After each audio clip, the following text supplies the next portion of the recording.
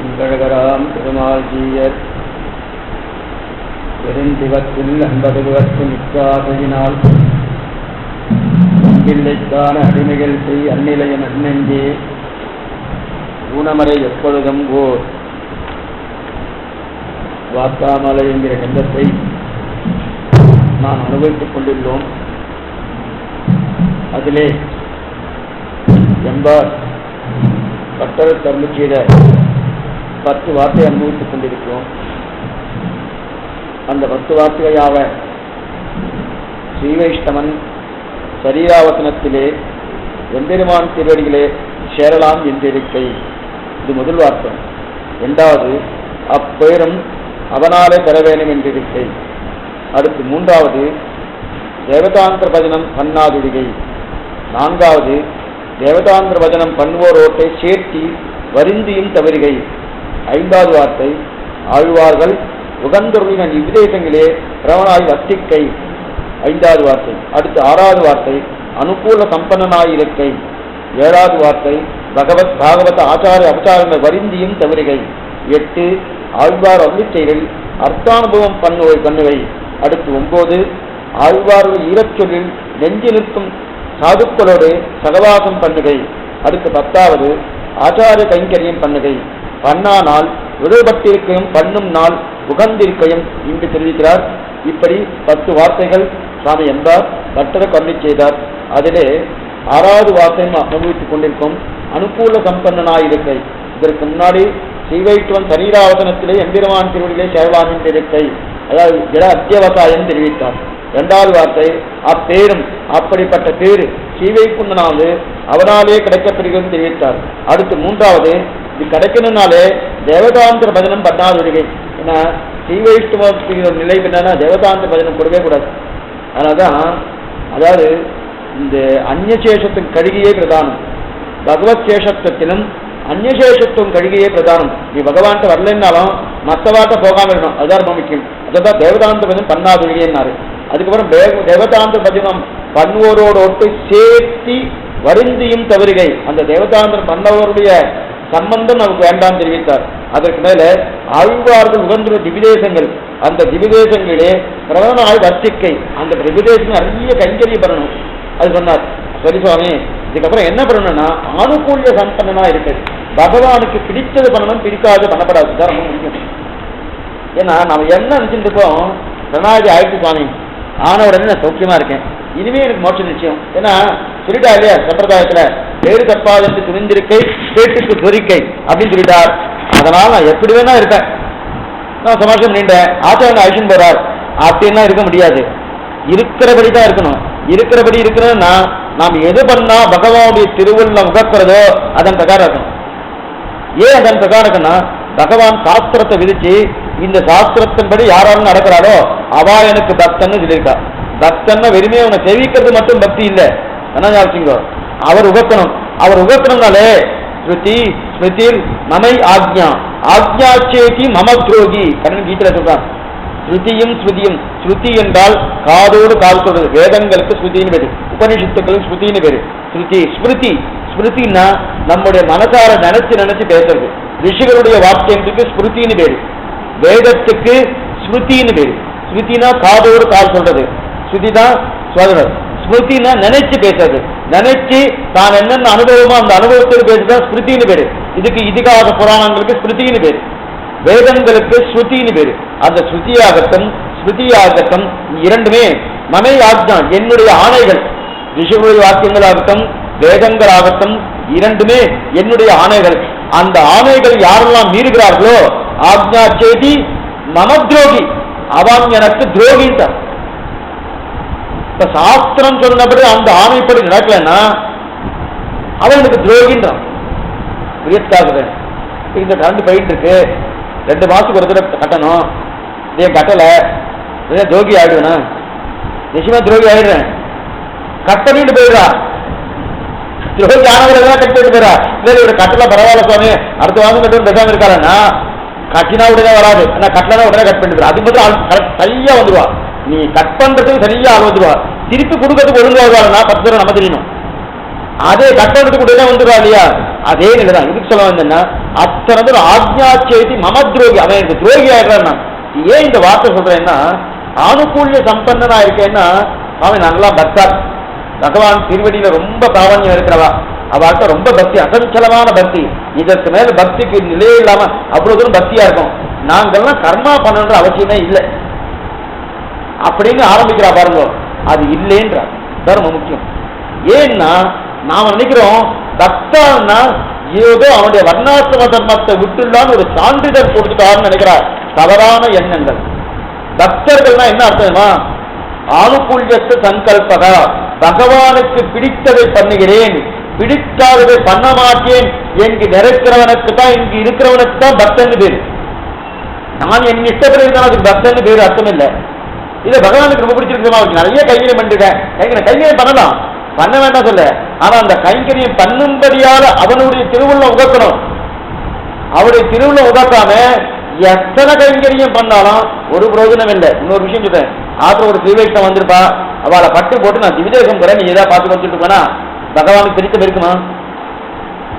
எந்த விதத்தை பிடிக்கல, நான் உன்னதான் சேவைக்கு வந்தேன், ஆற்றுல பட்டி போட்டு வந்திருக்கேன் ஸ்ரீவைஷ்ணவான, எது கூட்டு வந்த சாமி, அவரை பார்த்துட்டு உங்க சேவிக்க முடியாதுன்னா என்ன சேவிக்கிறது பிராதானியம் இல்லை, அவருக்கு சுஷ்ரூஷை பண்றதுதான் உங்களுக்கு பிராதானியம் அப்படின்னு பகவான் இருக்கான் இல்லையா? அப்ப எது பண்ணா பகவானுடைய திருவிழா உகக்கிறது? எல்லாம் என்ன நினைக்கிறேன்னா பகவானுக்கு பண்ணா பகவான் திருவிழா உகக்கிறதுன்னு வாஸ்தவம். பகவானுக்கு பண்ணா பகவான் திருவிழா உகக்கலாம். எது பண்ணா சாஸ்திர சம்மதத்தோடு பண்ணா பகவான் திருவிழா உகக்கிறத விட எனக்கு பிடிச்சிருக்கின்றதுக்கு பண்ணா பகவான் திருவிழா உட்காது. நிறைய பேர் இருக்கா, நாங்கெல்லாம் பக்தர்கள் ஆயிட்டோம் சாமி, இந்த மாதிரி ஒரு கர்மாவை பண்ணதுல இருந்து தாண்டி வந்து தோணுவா, தாண்டலாம் முடியாது. சரணாதி பண்ணாலும் கர்மா பண்ணிதான் ஆமா, சரணாதி பண்ணிட்டு சொன்ன பிரபந்தன் சுவாமி அதனால கர்மா பண்ணாம இருக்காருன்னா அதெல்லாம் முடிய முடியாது. ஆனா சரணாதி பண்ணினவருக்கும் சரணாதி பண்ணாதவருக்கும் கர்மா பண்ணக்கூடிய எண்ணத்துல வித்தியாசம் உண்டு. இந்த கர்மா பண்றபடியால பகவான் திரும்ப உகக்கிறதுங்கிற எண்ணத்தோடு சரணாதி பண்றதான் பண்றான். இது பண்ணேன்னா பாவமா அதனால பண்றேன் அப்படின்னு சரணாதி பண்ணாலும் பண்றான். அப்ப திருவுள்ளத்துல இருக்கக்கூடிய வித்தியாசம் இருக்கு. ஆனா ரெண்டு பேருமே பண்றான். எந்த எண்ணத்தோடு பண்ற அதான் சர்வதர்மா பரிச்சத்தை. எல்லா தர்மங்களையும் விடுனா நீ பண்ற கர்மாலாம் விட்டு அப்படின்னு அர்த்தம் இல்ல. நான் பண்ணினேன் என்கிற எண்ணத்தை விட்டு அவன் திருவுள்ளத்துக்காக பண்ணினேங்கிற எண்ணத்தோடு பண்ணணும். எல்லா தர்மங்களும் நான் பண்றதே விடுன்னு அர்த்தம் இல்லை, பண்றதை பண்ணிட்டே இருக்கும். எதுக்காக பண்ண, இந்த பண்றபடியால அவனுக்கு மோட்சம் கொடுக்குறாங்கிற எண்ணத்தை விட்டுட்டு அவன் திருவுள்ளம் உகப்புக்காக பண்ற பகவதாத்மா பகவத் கைங்கரிவும் பகவான் சொல்லியிருக்கார், கைங்கரிவுமா பண்ற எண்ணத்தோட பண்ணமே தவிர இது பண்றபடியால கிடைக்கிறது கிடையவே கிடையாது. எது சொல்ல வந்தேன்னா அதனால அவனுக்கு அனுகூல சங்கல்பனா இருக்குன்னா அவனுக்கு எது பிடித்தமோ அதான் பண்ணணும். பிடிக்காதுன்னு ஒரு நாள் எந்த காலத்துல வர்ணாசிரம தர்மத்தை விடுவதற்கு வாய்ப்பே கிடையாது. இன்னைக்கு நிறைய இடத்துல என்ன ஆகுதுன்னா ஸ்ரீ வைஷ்ணவாவுக்குள்ளேயே சில பேருடைய நம்ம பாக்குறோம், நிறைய பேர் இருக்கார், தேவையில்லை சுவாமி வர்ணாசிரம தர்மங்கள்லாம் தேவையில்லை. எதுக்கு இந்த வர்ணமும் ஆசிரமம் எதுக்கு இருக்கு? சரீரத்துக்கு தானே. நல்ல கேள்வி கேட்கிறா, புரியும்படி சொல்றேன். அதான் கேட்கிற கேள்வி என்ன தெரியுமா, ஆச்சரியமான கேள்வி. நாங்கெல்லாம் ஆத்மாவில நோக்கு இருக்கு, சரீரத்துல கிடையாது. ஆத்மாவை பார்க்கணுமா சரீரத்தை பார்க்கணுமா? நிச்சயமா ஆத்மாவை பார்க்கணும், சரீரத்தை பார்க்க வேண்டிய அவசியம் இல்லை. சரீரம் எப்படின்னா சரீரத்தில் வெயிலை வைத்து ஆத்மாவினை நிலையை வைத்தார். திருநெடுந்தாலும் அவதாரிலேயே தெரிவிக்கிறார் பரிவர்த்தனை இல்லை. இத்தனை நாட்கள் ஆத்மாவை வெயிலை வைத்து சரீரத்தை நிலையை வைத்தார். இப்போது ஆழ்வார் திருமங்கை ஆழ்வார் ஆகிறார் ஆரம்பிச்சு என்ன சொல்றாருன்னா இப்போது ஆத்மாவை நிலையை வைத்து சரீரத்தை வெயிலை வைக்கிறான். அப்ப சரீரத்தை தள்ளுபடிதானே. இப்ப வர்ணாசிரம தர்ம வர்ணம் என்பது ஆசிரமத்து சரீரத்துக்கு ஆத்மாவுக்கா? நிச்சயமா ஆத்மாவு கிடையாது. நம்ம ஞாபகம் அத சொல்ற கேள்வி ரொம்ப ஆச்சரியமா இருக்கும். நிச்சயமா ஆத்மா கிடையாது, சரீரத்துக்கு தானே. சரீரம் தள்ளுபடி ஆயிட்டு இன்னின்ற நீர்மா இனியாவிடமே எனக்கு உடித்து கொடு, இந்த சரீரத்தை புகட்டி கொடு, போகுது எனக்கு சரீரம் வேண்டாம் வேண்டாம் ஆழ்வார் தள்ளுறா இல்லையா? அதையேட்ட நாங்களும் தள்ளுறோம். அந்த சரீர சம்பந்தமா இருக்கக்கூடிய அந்த கர்மா வேண்டாம், பண்ண வேண்டியது இல்லை. ஏன்னா நான் பக்தன் ஆயிட்டேன், நான் பிரபந்தன் ஆயிட்டேன், அப்படிப்பட்ட பிரபந்தனாவே பண்ண வேண்டியது இல்லை அப்படின்னு தெரிகிறார். வாக்குவம் தான் சரி, சரீரத்தை தான் பார்க்கணும், ஆத்மாவை பார்க்க வேண்டாம். வாக்குவம் தான், ஏன்னா ஆத்மாவை தான் நோக்கு இருக்கணும், சரீரத்தை நோக்கு இருக்க விட வாக்குவம் தான். ஆனா ஆத்மா சரீரம் இல்லாம இயங்குமா? நீ மோட்சம் போகணும்னாலே சுவாமி எனக்கு சரீரம் வேண்டாம், ஆத்மா வச்சுட்டு மோட்சத்துக்கு போறேன், போக முடியுமா? அப்ப சரீரம் எதுக்கு இருக்கு? ஆத்தியங்கொழு தர்ம சாதனம் அப்ப சரீரம் என்றது எதுக்கு? தர்ம சாதனம் பண்ணுவதற்காக சரீரம் இருக்க தவிர இந்த சரீரத்தை வைத்துக் கொண்டுதான் சரணாகதி அனுப்பிக்க முடியும். இந்த சரீரத்தை வச்சுதான் அவன் கோயிலுக்கு நடக்க முடியும். இந்த சரீரத்தை தான் அவன் கண்ணால பார்க்க முடியும். இந்த சரீரத்தை வச்சு கூட அவனுக்கு கைங்கரியம் பண்ண முடியும். எல்லாம் இந்த சரீரத்தை வச்சுதான் அவனுக்கு ஸ்தோத்திரம் பண்ண முடியும். எல்லாமே பண்ண முடியும் இல்லையா? அப்ப வெறும் ஆத்மா மட்டும் இருந்தா என்ன பண்ணும்? ஒண்ணுமே பண்ணாது. அப்ப சரீரம் தேவைப்படுறது. அப்ப சரீரம் தேவைப்படுறதுன்னா ஆழ்வார்லாம் வேண்டாம் வேண்டாம் வேண்டாம் வேண்டாம் சொல்றாரு சுவாமி. அப்படின்னா ஆழ்வார் எதுக்கு வேண்டான்றா? இனிமே இந்த ஜென்மம் கடைசி ஜென்மமா இருக்கட்டும், இனிமே அடுத்த சரீரம் இங்க வேண்டாம், அப்ராகிருதமான பிரிவு. இந்த சரீரம் வேண்டாம் சொல்றது என்ன காரணம்? இதே போல அடுத்த சரீரம் வேண்டாம், இது வரையும் கொடுத்துட்டேன் வாசு சொன்னா, இதுல நான் மோட்சத்துக்கு போயிடுறேன். அதனால உடனே இந்த சரீரத்தை தொலைச்சு கொடுத்து எனக்கு மோட்சத்தை கொடு பிரார்த்திக்கிறாரு தவிர, ஓ சரீரமே இதுதான் வையத்து வாழ்வியர் காலம் பாட்டு நல்லா எடுத்திருக்காரு. வாழ்ச்சி வானாட்டுல வையெடுத்துலாம் பெரியவாசத்தை கேட்டுட்டார். வாழ்ச்சி வானாட்டுல இருக்கிறேன், வானாடுதான் சீவை கூட்டம். இந்த வாழ்ச்சி சொல்ற ஆண்டான்னா இந்த சரீரத்துக்கு தான் இருக்கு, அங்க இல்ல, அங்க அப்ராதம் பண்ணி. அப்ப இங்க பண்ணிதான் இந்த சாதனத்தை அனுஷ்டித்தா தான் சாத்தியமான பகவான் கிடைக்கிறான். சாதனத்தை அனுஷ்டிக்கணும்னால சரீரம் இந்த அனுஷ்டிக்க முடியும். அதனால சரீரம் இருக்கும் போது அந்த சரீரத்துக்கு தேவையானது என்னெல்லாம் பகவான் சாஸ்திரம் சொல்லியிருக்கோ அதையும் அனுஷ்டிச்சுதான் ஆகணும். உடனே ஒருத்தர் கேட்டார், சரி எங்க தகப்பனாசனா காரணம் பண்றேன், சரீரம் இருக்கு பகவான் சொன்னதுக்காக பண்ணேன், இப்ப நான் சொன்னதுக்கு நான் ஒரு மோட்சம் போறாரா? எங்க அப்பா மோட்சம் போறாரு, எங்க தப்பா மோட்சம் போறாரு சொன்னேன், நான் சாதம் பண்ணிட்டு சொன்னேன், சாதம் பண்ணியே இவன் மோட்சத்துக்கு போய் அப்படின்னு நடுவாந்தத்தில் நின்று திருவள்ளுவர் சன்மா நின்றுட்டு இவன் எப்ப சாதம் பண்ணறான், சாதம் பண்ணதுக்கு தான் எனக்கு மோட்சம் கிடைக்கப்படுது அப்படின்னு பகவான் என் தகதா மோட்சம் பண்ணறானா? இல்ல, அவர் அடுத்த கணமா மோட்சம் போயிட்டாரு. நான் சாதம் பண்றதுக்கும் ஒரு மோட்சம் போறதுக்கு சம்பந்தமே இல்லை, அதனால தான் சுவாமி சாதம் பண்ண வேண்டான்ற. நான் பண்ணதுனால ஒரு மோட்சம் போகலையோ, எப்ப நான் பண்ணதால மோட்சம் போகலையோ, எதுக்கா பண்ணணும்? மொத்தம்னு இந்த சார்த்தம் பண்றதுனால இன்னொரு விஷயம் என்ன தெரியுமா? நல்லா பாருங்க, அவ சொல்ற கேள்வி தேவதாந்திர பதினத்துவம் பண்ணாத ஒழிகைன்னு 3வது பார்த்தோம் இல்லையா? அதுல நிறைய வருது. எதுக்கு சுவாமி விஷ பரீட்சை வேண்டாமே? தேவதாந்திரம் நிறைய வருது. இந்த இந்த இவனுக்கு அவனுக்கு அவனுக்கு ஆகுது கொடுக்குறவனோ என்னன்னு தேவதைக்கு ஆகுது கொடுத்துதான். அது ஏன் பண்றோம் இதுக்கு பண்ற பின்னாடி, அதனால அதுவும் தேவையில்லையே. அப்ப இந்த கர்மாக்கள்லாம் பண்றபடியாலே முதல் காரணம் நான் பண்றபடியால மோட்சத்துக்கு போல அது வரைக்கும் போயாச்சு. சரி, 2வது காரணம் மற்ற தேவதாந்திரம் நான் வந்து ஏதோ ஒன்று ஸ்தோத்திரம் பண்ண வேண்டியிருக்கேன், ஏதோ ஒன்று ஆகுது கொடுக்க வேண்டியிருக்கேன், அது தேவையில்லை தேவை நீங்களே சொல்றீங்க. எதுக்காக அது வேணும்? தேவையில்லையே, அதனால நான் பண்ணாம இருக்கேன் அப்படின்னா அது காரணமே இல்லை. நீ எடுத்த சரீரத்துக்கு தகுந்தார் போல சாஸ்திரம் சொன்னா போல நீ பண்ணாதான் அவர் மோட்சம் போறாரு இல்ல, நீ போகணும்னா பண்ணணும். வச்சுருக்கல இப்ப பண்றதுனால என் தகவல் மோட்சம் போல பண்ணலன்னா என்ன ஆகணும்? நான் போக மாட்டேன், நான் போக முடியாது. இது என்ன சுவாமி? அப்ப மோட்சத்துக்கு நான் செய்யக்கூடிய கர்மா தான் சாதனமா? நான் கர்மா பண்றபடியாக தான் நான் மோட்சத்துக்கு போறேனா அப்படின்னு கேள்வி வருது இல்லையா? இப்ப நீங்க என்ன சொன்னேன்? உன்னுடைய நித்திய கர்மா நைமித்தியா கர்மாவை பண்ணலன்னா நீ மோட்சம் கிடையாது சொன்னேன். அப்ப நான் கர்மா பண்றபடியால மோட்சத்துக்கு போனேன், அதை வச்சுக்கலாமா? வச்சுக்க முடியாது. பண்ணைனா மோட்சம் இல்லை, அது வாசம் தான். ஆனா நீ பண்றபடியால மோட்சம் கிடைக்கல. இது கொஞ்சம் குழப்பற மாதிரி இருக்கு. குழப்பற மாதிரி எப்படின்னாக்கு, யாரோ ஒருத்தர் வந்தார், அவர் பெருமாளுக்கு மாம்பழம் கொடுத்தார். பெருமாள் கண்டவளை பண்ணியாச்சு, எல்லாம் கேட்கிறார். நான் கொடுத்த மாம்பழத்தால பெருமாள் அம்சம் பண்ணார் அப்படின்னு அவர் சொன்னார். பக்கத்தில் ஒருத்தர் சொன்னார், நீ கொடுத்ததுனால ஒண்ணும் இல்லை அப்படின்னார். நான் அங்கிருந்து உள்ள வந்தேன், நான் தான் ஒண்ணு கொடுத்துருக்கேன், நான் அவர் அங்க இருக்க அர்ச்சனை தான் அம்சம் பண்ணா, எல்லாருக்கும் விநியோகம் வாங்கிட்டு இருக்கு, நீ இல்லைன்னு சொல்லிட்டு இருக்கேன், நீயா கொடுத்து கொடுத்தேன். இல்ல இல்ல, அவருக்கு ஏற்கனவே மாம்பழம் இருக்கு, அவருக்கு வச்சுட்டு இருக்காரு. வச்சுட்டு இருந்தா அப்ப நான் கொடுத்த மாம்பழத்தை எதுக்கு அம்சம் பண்ணா? அவர் வச்சுட்டு பண்ணிக்கலாமோ? அது அவருக்கு தெரியும், அவர் எப்பவும் நான் பண்ணிப்பார். அதெல்லாம் கிடையாது, நான் கொடுத்த மாம்பழத்தை நீங்க வெட்டி எல்லாத்தையும் விநியோகம் பண்ணிட்டு இருக்கா அப்படின்னா, நீ கொடுத்ததுனால இல்ல, உன்னை கொடுக்கும்படி ஆக்கினவே அவன் தான். புரியுதா? உனக்கு இந்த மாதிரி ஒரு சம்பந்தத்தை ஏற்படுத்தி கொடுத்ததே அவன் தான். ஏன் இந்த விஷயத்த சொல்ல வரேன்னா, அப்ப நீ கொடுத்தபடியே அவன் ஆகல, ஏற்கனவே அவருக்கு இருக்கு. ஆனா அந்த கொடுக்கக்கூட ஒரு பெருமையை உனக்கு கொடுக்கணுன்றதுக்காக அந்த சன்னிவேசத்தை ஏற்படுத்தினால தவிர அதே போல நான் இதை பண்றதால மோட்சம் நிலையில் இல்லை, உனக்கு மோட்சம் கொடுக்கறது தயாரா இருக்கான். இருந்தாலும் நான் இதை பண்ணலன்னு வச்சுக்க, நான் சொன்ன ஆணை படிவம் பண்ணல, அப்ப பகவானுடைய தெருவில் உகக்கமா உட்காதா? உகக்கவே உகக்காது. நான் சொன்னபடி எப்ப பண்ணலையோ அப்ப சொன்னபடி பண்ணேன்னா அவன் திருவிழா உகக்காது. உகக்காத ஒரு திருவிழத்துக்கு எப்படி மோட்சம் கொடுப்பான்? சரி சாமி நான் பண்ணிட்டேன், அப்ப திருவிழா உகந்து சொன்னோம். அப்ப திருவிழா உகந்ததுக்கு எது காரணம்? நான் பண்ணினதுன்னா இல்லைன்னு.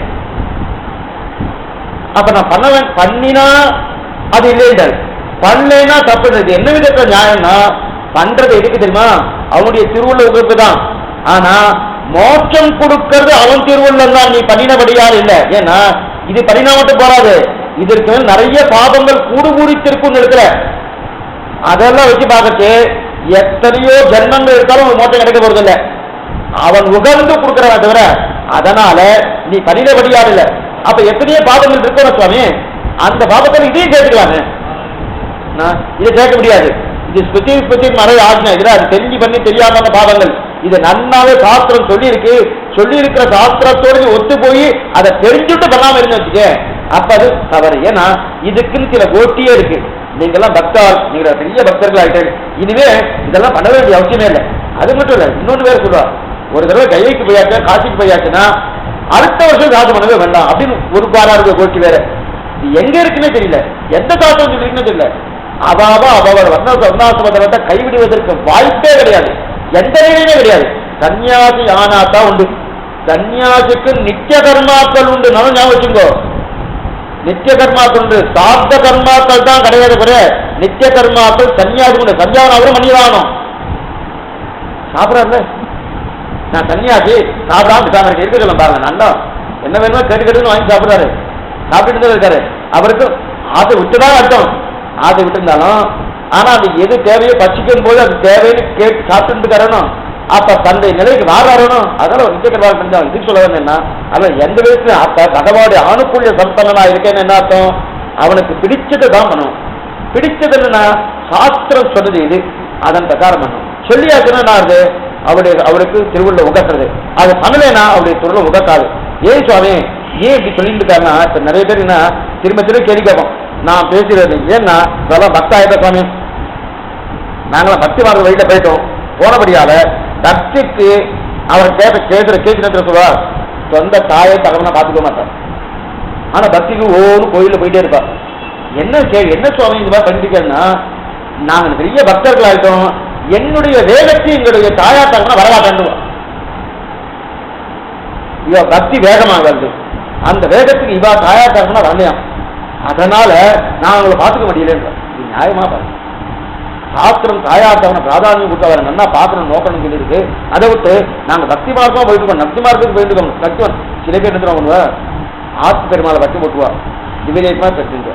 தவறான எண்ணங்கள், ரொம்ப தவறு, ரொம்ப தவறான எண்ணங்கள். அப்ப திவ்யதேசமா ஜெயிக்க வேண்டாம் சுவாமி. ஆத்து பெருமாள் நான் கொண்டு போயிட்டேன்னா எனக்கு அந்த சௌரியமே இல்லையே. நான் வாசல்ல தான் படுப்பேன், நான் வாசல்ல தான் இருப்பேன், எங்கேயோ ஒரு கதியாரான போய் உட்காந்து சாப்பிட்டு இருக்கேன். இப்போ பெருமாள் நான் வச்சுட்டு எனக்கு சௌரியமே இல்லை, நான் என்ன பண்ண முடியும்? நான் போயிட்டுனா ஏதோ பிளாட்ஃபார்ம் உட்காந்துட்டு இதை பண்ணிட்டு இருக்கேன். பெருமாளை ஆக்ஷன் போயிட்டு அந்த மாதிரி இருக்க முடியுமா? அதான் என்ன பண்ணுறேன், பெருமாளை ஆத்திரை நீ சொத்துவா இருந்துட்டு ஆனால் என்ன மாதிரி கஷ்டப்பட வேண்டாம், அவனும் கஷ்டப்படுற மாதிரி கஷ்டப்பட வேண்டாம், நீங்க ஆத்திர சொத்துவா இருந்துட்டு நான் போயிட்டு திவ்யதேசமாக ஜெயிச்சுன்னு வரேன்னா அப்போ இவர் பக்தியா இவருக்கு நிச்சயப்படி நடக்கிறதா இல்லையா? இல்லை. இது கூடுமா கூடாதுன்னா கிடையாது. அப்ப என்ன பண்ணலாம் சொன்னேன், நான் யாத்திரையும் போயிடணும். அப்ப அவர் எடுத்துன்னு போறதுக்குன்னா வசதியும் கையில், பக்கத்து வீட்டு எதிர் வீட்டு அந்த வீட்டு அசல் வீட்டு எத்தனை சீ வைக்க மாட்டேக்கா இல்லையா, அவர்கிட்ட கொடுத்துட்டு வாங்கோ. இந்த பெருமாளை 10 நாளைக்கு ஏதாவது கை காமிங்கோ, ஏதோ உங்களுடைய சக்தியாக ஏதாவது கொடுங்கோ, கொடுத்துட்டு வாங்கோ. அவ யாருமே இல்லையா, நீங்க போற இடத்துக்கு வைக்கணும் போங்கோ, எந்த தப்பும் இல்லை. நான் இங்கதான் இருக்கேன், நான் ஏதோ மரத்தை திண்ணையில உட்காந்துருக்கேன், அந்த திண்ணையிலே உட்காரவே அவர் ஒன்றும் சொல்ல போறது இல்லை. அவர் ஒன்றும் சொல்ல, மனசுதான் முக்கியம். அவர் நீ எந்த லெவலுக்கு இறங்குது அந்த லெவலுக்கு அவரே இறங்கிறதுக்கு தயாரா இருக்காரு. நமக்கு மனசு இல்லை, நம்ம என்னன்னு சொல்லிருக்கோம், அவன் நாம தான் ரொம்ப தாழ்ந்தவா ரொம்ப நம்மளோட கீழே தாழ்ச்சி போகிறது. அவர் தான், அவருக்கு இருக்கக்கூடிய மனசு வேற யாருக்கும் கிடையாது. அதனால வாத்சல்யம்ங்கிற குரு என்கிற குணம் இருக்கு, அந்த குணம் பகவானுக்கு இருக்க யாருக்குமே கிடையாது. தாராளமா கொண்டு போகலாம். அதுக்கு என்ன காரணம்னா மனசுதான் காரணம். என்ன மனசு, ஐயோ இப்படி கொண்டுட்டுமே வசதி இல்லாம இருக்கு. நீங்க அந்த நிலை வரட்டும், என்ன இல்லை அவருக்கு மாலையே எடுத்து கொடுத்துருவோம். நாம நேற்று நம்ம போயிட்டு இருக்கோம், நம்ம எப்படி வேணா இருக்கோம், அவருக்கு அந்த மாதிரி இருக்க முடியாது அப்படின்னு நினைச்சிட்டு போறோமோ, விட்டுட்டு போறோமோ, அது கூடவே கூடாது. இது சொன்ன அந்தந்த நிலையில இருக்கச்சு அதை பண்ணணும். அதனால நான் போகிற வேகத்துக்கு அவ வரல சுவாமி, அதான் தாயாத்தா விட்டுன்னா இதெல்லாம் சொல்ல முடியாது. ஏன்னா இதே 10 வருஷமா இவரு இந்த பக்தி இல்லை. அப்ப பெருமாள் பார்த்து நான் போற வேகத்துக்கு இவங்க வரல, நான் பாக்குறது இல்லைன்னு அவர் முன்னு திரும்பி போயிருந்தாருன்னா என்ன ஆயிப்பா என்னோட இல்லை. இந்த வருஷம் இப்ப இவர் சொல்லிட்டு இருக்கா தாயாத்தா தன்னுடைய வேகத்துக்கு இல்லைன்னு இவர் சொல்லிட்டு இருக்காரு. 10 வருஷம் இந்த பக்தி வெட்ட இல்லை. அந்த 10 வருஷம் பெருமாள் பார்த்து நான் போற இடத்துக்கு நீ இல்லையே, நீ என்னோட வர வேண்டாம் அப்படின்னு பெருமாள் இருந்து இவனை தள்ளி இருந்தா நீ எந்த பெரிய போயிருப்பன். அதே நிலைதான் இருக்கணும்னா அப்ப அவர் போகல. அப்ப நானும் இன்னொருத்தர் இதனால தான் சொல்றாரு. அதனால நான் ரொம்ப பக்தர் சுவாமி, அதான் என்ன பண்றேன்னா இந்த மாதிரி உறவத்தெல்லாம் பார்க்கணும், தாயாத்தாரெல்லாம் பார்க்கணும் அவசியமே இல்லை அப்படின்னு சொல்லுவார். பார்க்கணும் அவசியம் இல்லை சுவாமி. சில பேர் சொல்லுவார் பூனலே அவசியம் இல்லை, சாப்பிட்டமே அவசியம் இல்லை, இப்படி பேசுற நிறைய பேர் இருக்கா. சாப்பிட்டதுக்கு அங்க போய் தானம் பண்ணா போறோம், அங்க போய் யாருக்கும் ஏதோ கொடுத்துட்டா போறோம். வாஸ்தவம் தானம் பண்றதுதான் பிரதானம். ஆனா அதுவும் சாஸ்திரோக்தமான தானமா இருக்கணும், ஞாபகத்தில் ரொம்ப முக்கியம். தானம் பண்ண சாமானிய தானம் எல்லாரும் வாங்க முடியாது, எல்லாரும் கொடுக்கவும் முடியாது. என்ன யோசிக்கணும், தானம் கொடுக்கறதுக்கு யோகிதை இருக்கணும், தானம் வாங்கறதுக்கு யோகிதை இருக்கணும், 2 பேர் இருக்கணும். அப்ப அது சாஸ்திரம் சம்மதிச்சுதான் இருக்கணும். அப்படி சாஸ்திரம் சம்மதித்த வாழ் கொடுக்கணுமே தவிர அந்த மாதிரிதான் சாஸ்திரம் சம்மதித்த 4 பிராமணாவை போட்டு 4 ஸ்ரீவைஷ்ணவாவை போட்டு அவளுக்கு என்ன பண்ணுவோம் அதை பண்ணி அந்தந்த காரியத்துக்கு சாஸ்திர காரியத்துக்கு என்ன பண்ணுவோம் அதை பண்ணினா அது பகவான் திருவுள்ள உகக்கிறது. நாங்க பணத்தை கொடுத்துட்டேன், பணத்தை கொடுத்துட்டு தான் என்ன அர்த்தம், வந்து பணத்தை கொடுத்து ஏதோ ஒரு சேர்த்துட்டுன்னா அவ என்ன பார்த்துக்கிறா அதுதான் நிலை. அதனால இன்னைக்கு நிறைய நடக்கிறது அந்த மாதிரி. இதுக்கு சொல்ல வந்தேன்னா அவருக்கு பூனலே வேண்டாம், எனக்கு இதுவுமே வேண்டாம், அவசியமே இல்லை, எப்படி வேணாலும் இருக்கலாம், என்ன வேணா பண்ணலாம், பிரார்த்தனை பண்ண வேண்டாம், எதை வேணாலும் நான் சாப்பிடலாம், எப்படி வேணா இருக்கலாம், எந்த நிலையில வேணா நெத்திக்கே இட்டுக்க வேண்டாம். இது நிறைய பேர் வச்சுட்டு இருக்கா. உள்ளத்துல இருந்தா போதும், வெளியில வேண்டாம். ஏன் வெளி வேஷம், வெளியே வேஷம் போடுறதால ஒழுங்கா இருக்கல, சிம்மன் போடுறதால பஞ்சகட்சி கண்டாலும் ஒழுங்கா இருக்கல. சரியான கேள்விதான், தப்புன்னு சொல்ல முடியாது. அவ கேட்கிற கேள்வி நம்ம பூர்ணமா சொன்ன அத்தனை பேரும் ஒழுங்கா இருக்கான்னா அதுக்கு பதில் பூர்ணமா சொல்ல முடியும். ஆனா அதுக்கு வேண்டாம் சொல்ல முடியுமா, வேணும், அவசியம் வேணும். உள்மனசு தான் நிச்சயம் முக்கியமா தேவை. அதுக்கு வெளிவேஷம் நிச்சயம் வேணும். ஏன்னா வெளிவேஷம் தனக்காக வேணும், இன்னொருத்தருக்காக இல்லை, தனக்காக வேணும், அடுத்து இன்னொருத்தருக்காக வேணும். அதே போல உள்மனசு அவசியம் இருக்கணும். உள்மனசோடு நான் இருந்துக்கிறோம் சுவாமி அப்படின்னா அப்படிலாம் இருக்க முடியாது. இதெல்லாம் தாண்டின பக்தி எங்களுக்கு, அவ்வளவுதான் சொல்லுவாரு. இதெல்லாம் சொல்றதுனால எந்த விதமான பிரயோஜனம் இல்லை. அப்படித்தான் திரும்ப சொல்றதுதான். நிறைய பேர் நினைவுல இந்த மாதிரி இருக்கிறதுக்கு ஞானமாக பக்தி மாச போயிட்டா கர்மங்களை விட்டு நினைக்கிறா இல்லையா, பெருமாளுக்கு இதுல பிடிக்கவே இல்லை, ஒரு நாளும் பிடிக்கவே இல்லை. ஏன் பிடிக்கவே இல்லை, நான் இதுல வீண் பேச்சு. ஏன்னா இதெல்லாம் எதை சாப்பிட்டாலும் எனக்கு தாங்கக்கூடிய சக்தியும் பேசுறா பாருங்க. சாஸ்திரம் இதெல்லாம் விளக்கி இருக்கும், வெங்காயம் உள்ளி போட்டு சாப்பிடலாம் இருக்கு, அதெல்லாம் சாப்பிட்டாலும் எங்களுக்கு ஒரு தப்பு இல்லை சுவாமி. இதுக்கு சில மதங்களே இருக்கு, சாஸ்திரம் விதிச்சிருக்கு, கூடாது இருக்கு. என்ன சாப்பிடுறேன்னா சாப்பிட்டாலும் எங்களுக்கு அதெல்லாம் தாண்டக்கூடிய சக்தி இருக்குதான். இதெல்லாம் வீண் பேச்சை தவிர தப்பு. ஏன்னா இது விதண்டாவாத பேச்சு. சாஸ்திரம் சொல்லித்தோ பூர்ணமா நம்பணும், அதை நம்பி அதன் பிரகாரம் நடக்கிறவன் தான் பகவதா அந்த பகவத இச்சைக்கு ஆளாக தவிர மற்ற முடியாது. அதனால கர்மங்களை அவனுக்கு பிடிக்கிறது இல்லையா அப்படி சுவாமி. ஏன் இந்த கர்மங்களை விட்டுடலான்னு நினைக்கிறான் இல்லையா, விட்டா என்ன ஆகும், பெருமாளுக்கு பிடிக்கவில்லைன்னா அவருக்கு பிடிக்கலன்னா என்ன சுவாமி, பிடிக்கலன்னா என்னன்னா எனக்கு மோட்சம் கொடுக்க போறவர் அவர் தான். அப்ப என்ன பிடிக்கணும், அவர் மோட்சம் கொடுப்பாரு. அப்ப நான் பிடிக்கும்படி நடந்துக்கணுமானோ, அப்ப கர்மங்களை பண்ணித்தான் பிடிக்கிறது விட கர்மம் வந்து விலகி இருந்தா அவருக்கு பிடிக்கிறதே இல்லை. இதான் பராசர மகரிஷி தெரிவிக்கிறார், விஷ்ணு பராசரமா அதுதான் தெரிவிக்கிறார். என்ன தெரியுமா, அவன் அவனுடைய வர்ணாசிரம தர்மத்தை பண்ணாமல் போனால் விஷ்ணுவை ஆராதிப்பதற்கு வேறு வழியே கிடையாது என்ற. பகவானை ஆராதிக்கணும்னாலே அவனுடைய வர்ண தர்மத்தை பண்ணினா தான் பகவானையே ஆராதிக்க முடியும். அவன் வர்ண தர்மத்தை பண்ணலன்னா அவனுடைய விஷ்ணுவை ஆராதிக்கவே முடியாதுன்றார். அதனால கடைசியில சர்வம் ஸ்ரீ கிருஷ்ணார்பணம் தான் முடிக்கிறோம். எந்த காரியம் பண்ணாலும் எங்க போய் தெரியுது, எந்த தேவதையை குறித்து பண்ணாலும் கடைசியில் எங்க போய் தெரியுது, ஆகாசாது பதிதம் தோயம் இதாகத்தி சாகரம் சர்வதேவம் நமஸ்காரக கேசவம் பிரதிகட்சிதுன்னு சாஸ்திரம் சொல்றது. இது எந்த தேவதையை குறித்து பண்ணாலும் அது யாருக்கு பேசுறது, கேசவத்தை தான் பேசுறது. எப்படி எங்கு மழை பெய்தாலும் எல்லா நதிகளும் போய் சாகரம் என்ற சமுதிரத்தை போய் சேர்கிறதோ அதே போல எந்த தேவதையை குறித்து ஸ்தோத்திரம் பண்ணாலும் அந்த ஸ்தோத்திரமானது கண்ணனிடத்திலே போய் சரி அடிக்கிற போல அதே போல நீ வர்ணாசிரம தர்மத்தை விட்டாயானால் விஷ்ணு தர்மத்தை அனுஷ்டிப்பதற்கு யுக்கத்தை அற்றதாக இருக்கணும். அதனால வர்ணாசிரம தர்மத்தை பண்ணியே ஆகணும். அதைத்தான் ஆணுகூல்ய சம்பன்னனாய் இருக்கேன்னு தெரிவிக்கிறார். ஆகவே வேறு வழி கிடையாது. விஷ்ணு ஆராதிக்கணும்னா வர்ண தர்மத்தை அனுஷ்டித்தே ஆகணும். சில பேர் கர்மாக்களை வரமாட்டான், பண்ணாம சேவகாலம் வச்சு வச்சுவா. யாரும் பண்ணலாம், ஆனா கர்மத்தை சேர்த்து தான் சேவகாலம் வைக்கணும். வெறும் கர்மாவா இல்லாம சேவகாலம் கூடாது. இன்னைக்கு சில கோஷ்டிகள்லாம் இருக்கு. இதுக்கு சொல்ல வந்தேன்னா அது சாஸ்திர சம்மதமே இல்லை. எம்பெருமானார் கடைசி காலத்தில் தன்னுடைய வர்ண தர்மமா இருக்கக்கூடிய அந்த இந்த விஷயங்கள இது சஞ்சாவத்தை பண்ணிட்டு தான் இருந்தார். முடியாத காலத்தையும் பண்ணிட்டு தான் இருந்தார். அவர் விட்டாதான் சரித்திரமே இல்லை. குருபரப்பிலே எழுதி வச்சிருக்கா. ஏன் சொன்னா எனக்கு தான் வயசாயிட்டு 120 வயசாயிட்டு பண்ண வேண்டாம் பண்ணா நான் விட்டா பின்னாடி இருந்து விட்டுட்டு போயிடுவா, அவன் பண்ணித்தாகணும், இவரே விட்டா கம்மியா பண்ணணும் அப்படின்றால. அப்ப அவர் பண்ணன்ற அவசியமே இல்லை, இருந்தாலும் அவர் பண்ணிட்டார். அதை பார்த்தா நம்ம தெரிஞ்சுக்கணுமா, வர்ண தர்மத்தை விடுவதற்கு வாய்ப்பே இல்லை. இப்ப அவருக்கு ஆத்மாவோட நோக்கா சரீரத்தை நோக்கா? அவருக்கு ஆத்மாவோட நோக்க. அப்ப ஏன் சரீரத்தை தர்மத்தை அனுஷ்டிக்கிறார்? சஞ்சாவனம் சரீரம் பண்ணப்படுறதா ஆத்மா பண்ணப்படுறதா? ஆத்மா முன்னிட்டு வந்தா சரீரம் பண்ணப்படுது. ஆனா அதை உற்சாகம் வந்து இதுக்கு சரீரத்துக்கு தானே சரீரம் சஞ்சாவனம் பண்ண முடியாது. அப்ப ஏன் இது பண்ணிட்டு இருக்காருன்னா சுச்சம் மமதி ஆஜ்ஞாச்சியத்தை மமத்திற்கு பண்ணியே ஆகணும். அவருடைய ஆணை அவருடைய திருவுள்ள உகப்புகா பண்ணணுமே தவிர மற்றதுக்காகவும் தெரிவிக்கிறார். அதனால அது அனுகூலிய சங்கல்பனா இருக்கேன்னு தெரிவிக்கிறது. 6வது. அடுத்து 7வது பகவத் பாகவத ஆச்சாரிய அவதாரங்களை வருந்தியும் தவிர்கை. ஆச்சரியமான விஷயம்.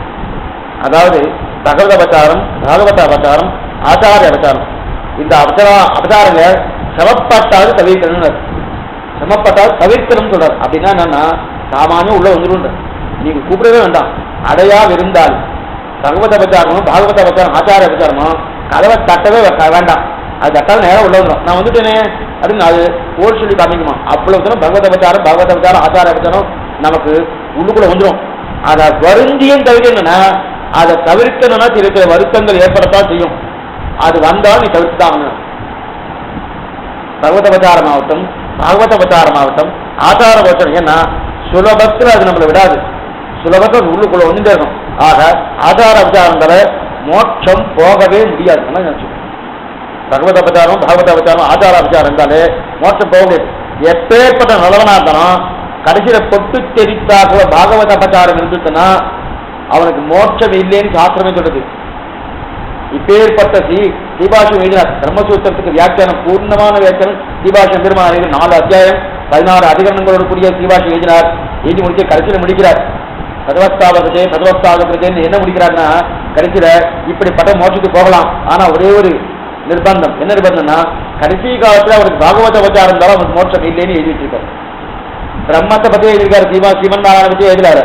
அப்படிப்பட்ட உபாயத்தை பத்தி எழுதியிருக்காரு. அதாவது கர்மயோகம் ஞான யோகம் பக்தி யோகத்தை பத்தி எழுதினாரு. பிரபந்தனை பத்தி அங்க எழுதவே இல்லை. அப்பேற்பட்ட அந்த கிரந்தத்திலேயே பாகவத அபச்சாரம் இருந்தா இங்க பாருங்க, அந்த கிரந்தமே சாஸ்திரோக்தமானது. அதுல பாகவத அபச்சாரத்தை புகுத்தவே முடியாது. ஆனா அதிலே புகுத்தி சொல்றாங்கன்னா எவ்வளவு தூரம் பொருள்னு பார்த்துங்கோ. அதுல பாகவத அபச்சாரம் இருந்தால் அவனுக்கு மோட்சம் நிச்சயம் இல்லை, மோட்சம் கொடுக்க மாட்டான் பகவான் தெரிவிக்காருன்னா அத்தனை தூரம் பொருளும் பாகவத அவதாரம் முத்தி அடையுதுன்னா அப்ப அத்தனை கொடுமை பாகவத அவதாரத்துக்கு. ஏன் இது ஒரு திட்டமே பதினான் புறத்தால கண் போயிடுத்து. கண் போனதுக்கு என்ன சொல்றாரு? யாராரும் இன்னும் பேசுறான், என்னவோ போயிடுத்து இன்னும் போயிட்டு அவர் சொல்றார் நான் கண் போனதுக்கு என்ன மாட்டானோ வாசல்ல போயிட்டு இருக்கணும், திருமண் கோணலா இருக்குன்னு நான் என் கண் கொண்டு பார்த்து சொல்லியிருக்கேன். அதனால என் கண் போயிடுச்சுன்னா நாம ஒவ்வொரு நெத்திலேயே அடிச்சுட்டு இருக்கோம், அவளை இதுலயே அடிச்சுட்டு இருக்கோம், என்னென்னோ பண்ணிட்டு இருக்கோம். அப்ப பாகவத அவதாரம் எத்தனை அவர் பண்ண போறாரா? அவர் திருமண் கோணலா இருக்குன்னு சொல்ல போறாரா? இருந்தாலும் தன் ஏறிட்டு கொண்டு அந்த மாதிரி சொல்லியிருப்பேன் அதனால என் கண் போயிடுச்சுன்னா எத்தனை தூரம் பாகவத அவதாரத்துடைய நிலையை வருங்க. ஒண்ணுமே இல்லை. ஹரிச்சந்திரன் எத்தனை பாடுபட்டான். என்னதுமா காரணம் அதுக்கு சொன்ன நம்ப மாட்டேன். தன்னுடைய நித்திய கர்மாக்கள் நைமித்திய கர்மா பண்ணவனும் நித்திய உபாதைகள் சரீரத்தின் சில உபாதைகள் பண்ண இல்லையா? அத்தை பஞ்சன்னு சொல்லுவா, சௌக்கியம்னு சொல்லுவா. காத்தால போகணுமோ அவள் இடத்துக்கு போயிட்டு நிச்சயப்படி காத்தால எழுந்து போயிட்டு வரா இல்லையா? அந்த இடத்துக்கு போயிட்டு வந்து காலை அலம்பணும், ஆசமனம் பண்ணணும், 3 தடவை ஆசமனம் பண்ணணும், காலை அலம்பணும். காலை அலம்பச்சு பின்னங்கால சரியா அலம்பலை, அதுக்குதான் இத்தனை பாடு.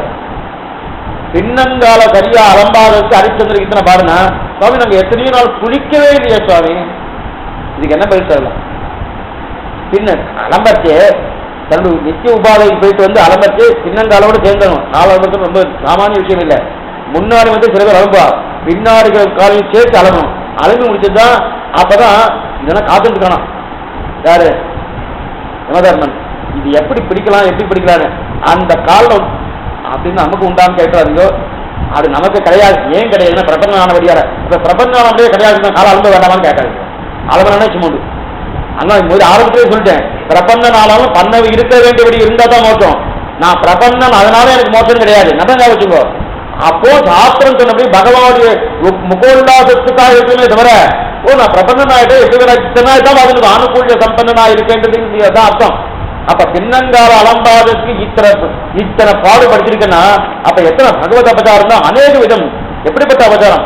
ஆச்சரியமா இருக்கிற பகவத் அபச்சாரம் என்னன்னா அண்ணா பகவானோட சேர்ந்து இன்னொன்னு வருகிறா இல்லையா, பகவான் கிருஷ்ணாக அவதரித்தான், ராமனாக அவதரித்தான் அப்படின்னு மனுஷனாக அவதரிக்கான் இல்லையா. அவனும் மனுஷன் நானும் மனுஷன். பகவான் அவனும் மனுஷன் நானும் மனுஷன். மனுஷன் அவதரிச்சுக்கணும். அந்த அவதாரத்தால் என்ன பண்றதுன்னா பகவதாரத்தாலும் என்ன போலதான் எனக்கும் அவருக்கு எனக்கும் வித்தியாசம். அவர் ஏதோ சித்தி வேலை பண்றார். நான் இன்னைக்கு நிறைய பேர் இருக்கா இல்லையா, அவ்வளவுதான் அப்படின்னு அது சஜாத்திய புத்தி. என்னுடைய ஜாத்தியும் அவனுடைய ஜாத்தியும் ரெண்டும் ஒண்ணு நினைக்கிறதையா, இது பகவத் அபச்சாரம். அது மட்டும் இல்ல, தேவதாத்திரத்தோடு சமமான புத்தி பண்ணுகை பகவத் அபச்சாரம். நல்லா ஞாபகம், ரொம்ப முக்கியமான விஷயம். தேவதாந்திரத்தோடு சமமான புத்தி பண்ணுகை பகவத் அவதாரம். சாமானிய விஷயமே இது வந்து அஷ்டபஞ்சங்கிற கிரந்தத்துல ஆச்சரியனுடைய பிராப்தி விரோதி, சொல்வ விரோதி, அதே போல பரஸ்த விரோதின்னு இருக்கிறார். அந்த விரோதி ரொம்ப ஆச்சரியம். தேவதாந்திரத்தோடு சமமா புத்தி பண்ணியாச்சுன்னா அதுவும் இது ஒன்று சுவாமி அறிவும் சிவனும் ஒண்ணு அப்படின்னு நிறைய பேர். அதெல்லாம் பகவத் அவதாரம். ஏன் பகவத் அவதாரம்னா தஸ்ய பிரகதியில எப்பரேஸ்வரகா அப்படின்னு தெரிவிக்கிறது சாஸ்திரம். இந்த ஓம்காரம் தான் பகவானுக்கு எல்லாருக்கு. அப்படி இருக்க அவனை போய் இன்னொரு தேவதையோடு சமம் நினைக்கிறார். நதஸ்ய வஸ்ய அத்தியதிகஸ்ய திஷ்யதே கண்ணன் டீச்சர கூச்சதான் 15ஆவது அத்தியாயம் 16ஆவது அத்தியாயம் கூட்டி என்ன தெரிவிக்கிறான்னா இதெல்லாம் புருஷோத்தம வித்தை. அந்த புருஷோத்தம தேவாசுர விபாகம், அந்த புருஷோத்தம வித்தியை தேவாசுர விகாரத்துல என்ன தெரியுமா, பகவான் நான் அத்தனை பேருக்கும் சரீரியாக இருக்கு, சரீராக காட்டு கொடுக்குறான். அப்ப அத்தனை சொல்றதுக்கு என்ன இதுல காரணம்னா பகவானுக்கு இன்னொரு தேவதாந்திர சமம் நினைச்சா பகவத் அபச்சாரம். பகவத் அபச்சாரம் சாஸ்திரமே இருக்கு. நசத்து நசாசத்து சிவையேவ கேவலகா சத்தும் இல்லை. முதல் யாரு பழைய காலத்தில் யாருக்கு தெரியுமா சாஸ்திரம் இருந்தது. நசத்து நசாசத்து சிவையேவ கேவலகா சத்தும் இல்லை அசத்தும் இல்லை. சத்துனா ஆத்மா, அசத்துனா அஜித்து. சத்தும் இல்லை அசத்தும் இல்லை. என்ன இது சிவ மட்டுமே இருந்தது. என்ன சுவாமி இது நல்ல வாக்கியமா இருக்கு, எங்களுக்கு ரொம்ப உகந்த வாக்கியமா இருக்க. இன்னொரு சாஸ்திரமே சொல்றது இரண்ய கர்ப்ப சமவர்த்ததாக. முதல் இரண்ய கர்ப்பமான பிரம்மாவா இருந்தாங்க. இந்த ரெண்டு வாக்கியத்தை பார்த்த உடனே ஓ சிவன் இருந்திருக்கான், பிரம்மா இருந்திருக்கான், நாராயணனுக்கு வாக்கியமே இல்லையா இல்ல போட்டுருந்தேன். இல்ல இல்ல நாராயணன் படைத்தான் நான்மகனை, நான்மகனுக்கு கேரளா சிவன் பிறந்தால் என்னும் சொல்லணும் ஆழ்வார் இருப்பார்கள். ஏன் இதே நான் நட்சத்திரானே அது ஏகோகவை நாராயணாது நான் பிரம்மா நான் ஏகனகா நாவே தேவா பிருத்திவி நான் நட்சத்திரான்னு தெரிவிக்கிறது இல்லையா. அப்ப பிரம்மாவும் இல்லை, சிவபெருமானம் இல்லை, சிவன் நாராயணன் மட்டுமே தான் தெரிவிக்கிறது இல்லையா. அப்ப இன்னொன்னு தேர்ந்து சமமான பார்க்கச்சே அவளுக்கு பரத்த உண்டுன்னு பார்க்கச்சே அதுல பகவத் அபச்சாரம் தெரிவிக்கிறார். அதுக்கு மட்டும் இல்ல நாராயணன் படைத்தார் நான்மகனை, நான்மகனை சேரா சிவபிறந்தாரும் தெரிவிக்கிறேன் அப்படி தெரிவிக்கிறது. இதெல்லாம் எப்படி பார்க்கறதுன்னா சரீராத்ம பாவத்தை எப்படி பார்க்கணும். பகவானுக்கு சரீரம், பகவானுக்கு சரீரமானபடியாலே அதான் சிவம் மட்டும்தான் இருந்ததுன்னு சொல்றது, பிரம்மா மட்டும்தான் இருந்தது. ஏன்னா பிரம்மத்துக்கு அந்தரியாம அந்த பிரம்மனே பிரம்மாவே சிவன் நாராயணன், அந்த சிவனே சிவன் நாராயணன் அப்படின்னு தெரிவிக்கிறது. சிவனே சிவன் நாராயணன் அதையும் சிவனும் ஒண்ணுன்னு அர்த்தம் இல்லை. சரி எத்தையா சொல்றது ஏதாவது படிச்சிருக்கிறாரு. இந்த சரீராத்ம பாவனா அவனுக்கு சரீரமா இருக்கிறபடியால இது என் கை, இது சாமியோட கை அப்படின்னா அப்படின்னு சொன்னா இல்லையா. சாமியோட கைனா அப்ப கைன்னு தெரியாது, சாமி யாரை பிடிக்கும், ஆத்மாவை பிடிக்காது. அப்படி இருக்க அப்ப இந்த கையே ஆத்மா வருது இல்லையா. இதுதான் சரீராத்மா பாவம். கையே ஆத்மா இல்ல, கை வேறதான் ஆத்மா வேறதான். ஆனா இது ரெண்டு இணைஞ்சிருக்கிறையா, சரீரமும் ஆத்மாவும் இணைஞ்சிருக்கிறபடியால் சரீராத்மா பாவத்தை வச்சுட்டு இது சொல்றான். அதே போல எத் ஆத்மா சரீரம் எத் ஆத்மான வேத எத் பிருத்திவி சரீரம் எம் பிருத்திவின வேத. அப்ப பிருத்திவி முழுதும் பகவானுக்கு. ஜெகத் சர்வம் சரீரந்தே ராமாயண ஸ்லோகம். ஜெகத்து முழுதும் பகவான சரீரம். இதெல்லாம் அந்தர்யாம் பிராமணத்தை பூர்த்தியா காமிக்கிறார். அப்படி இருக்கச்சே ஏன் திருவிஞ்சாவை தெரிவிக்கிறார், திருவிஞ்சாவை தெரிவிக்கிறார், ஆச்சரியமா தெரிவிக்கிறார். கொல்லாத தேவரை தேவரல்லா தேவரை திருவில்லா தேவரை தேரேமின் தேவுன்றார்.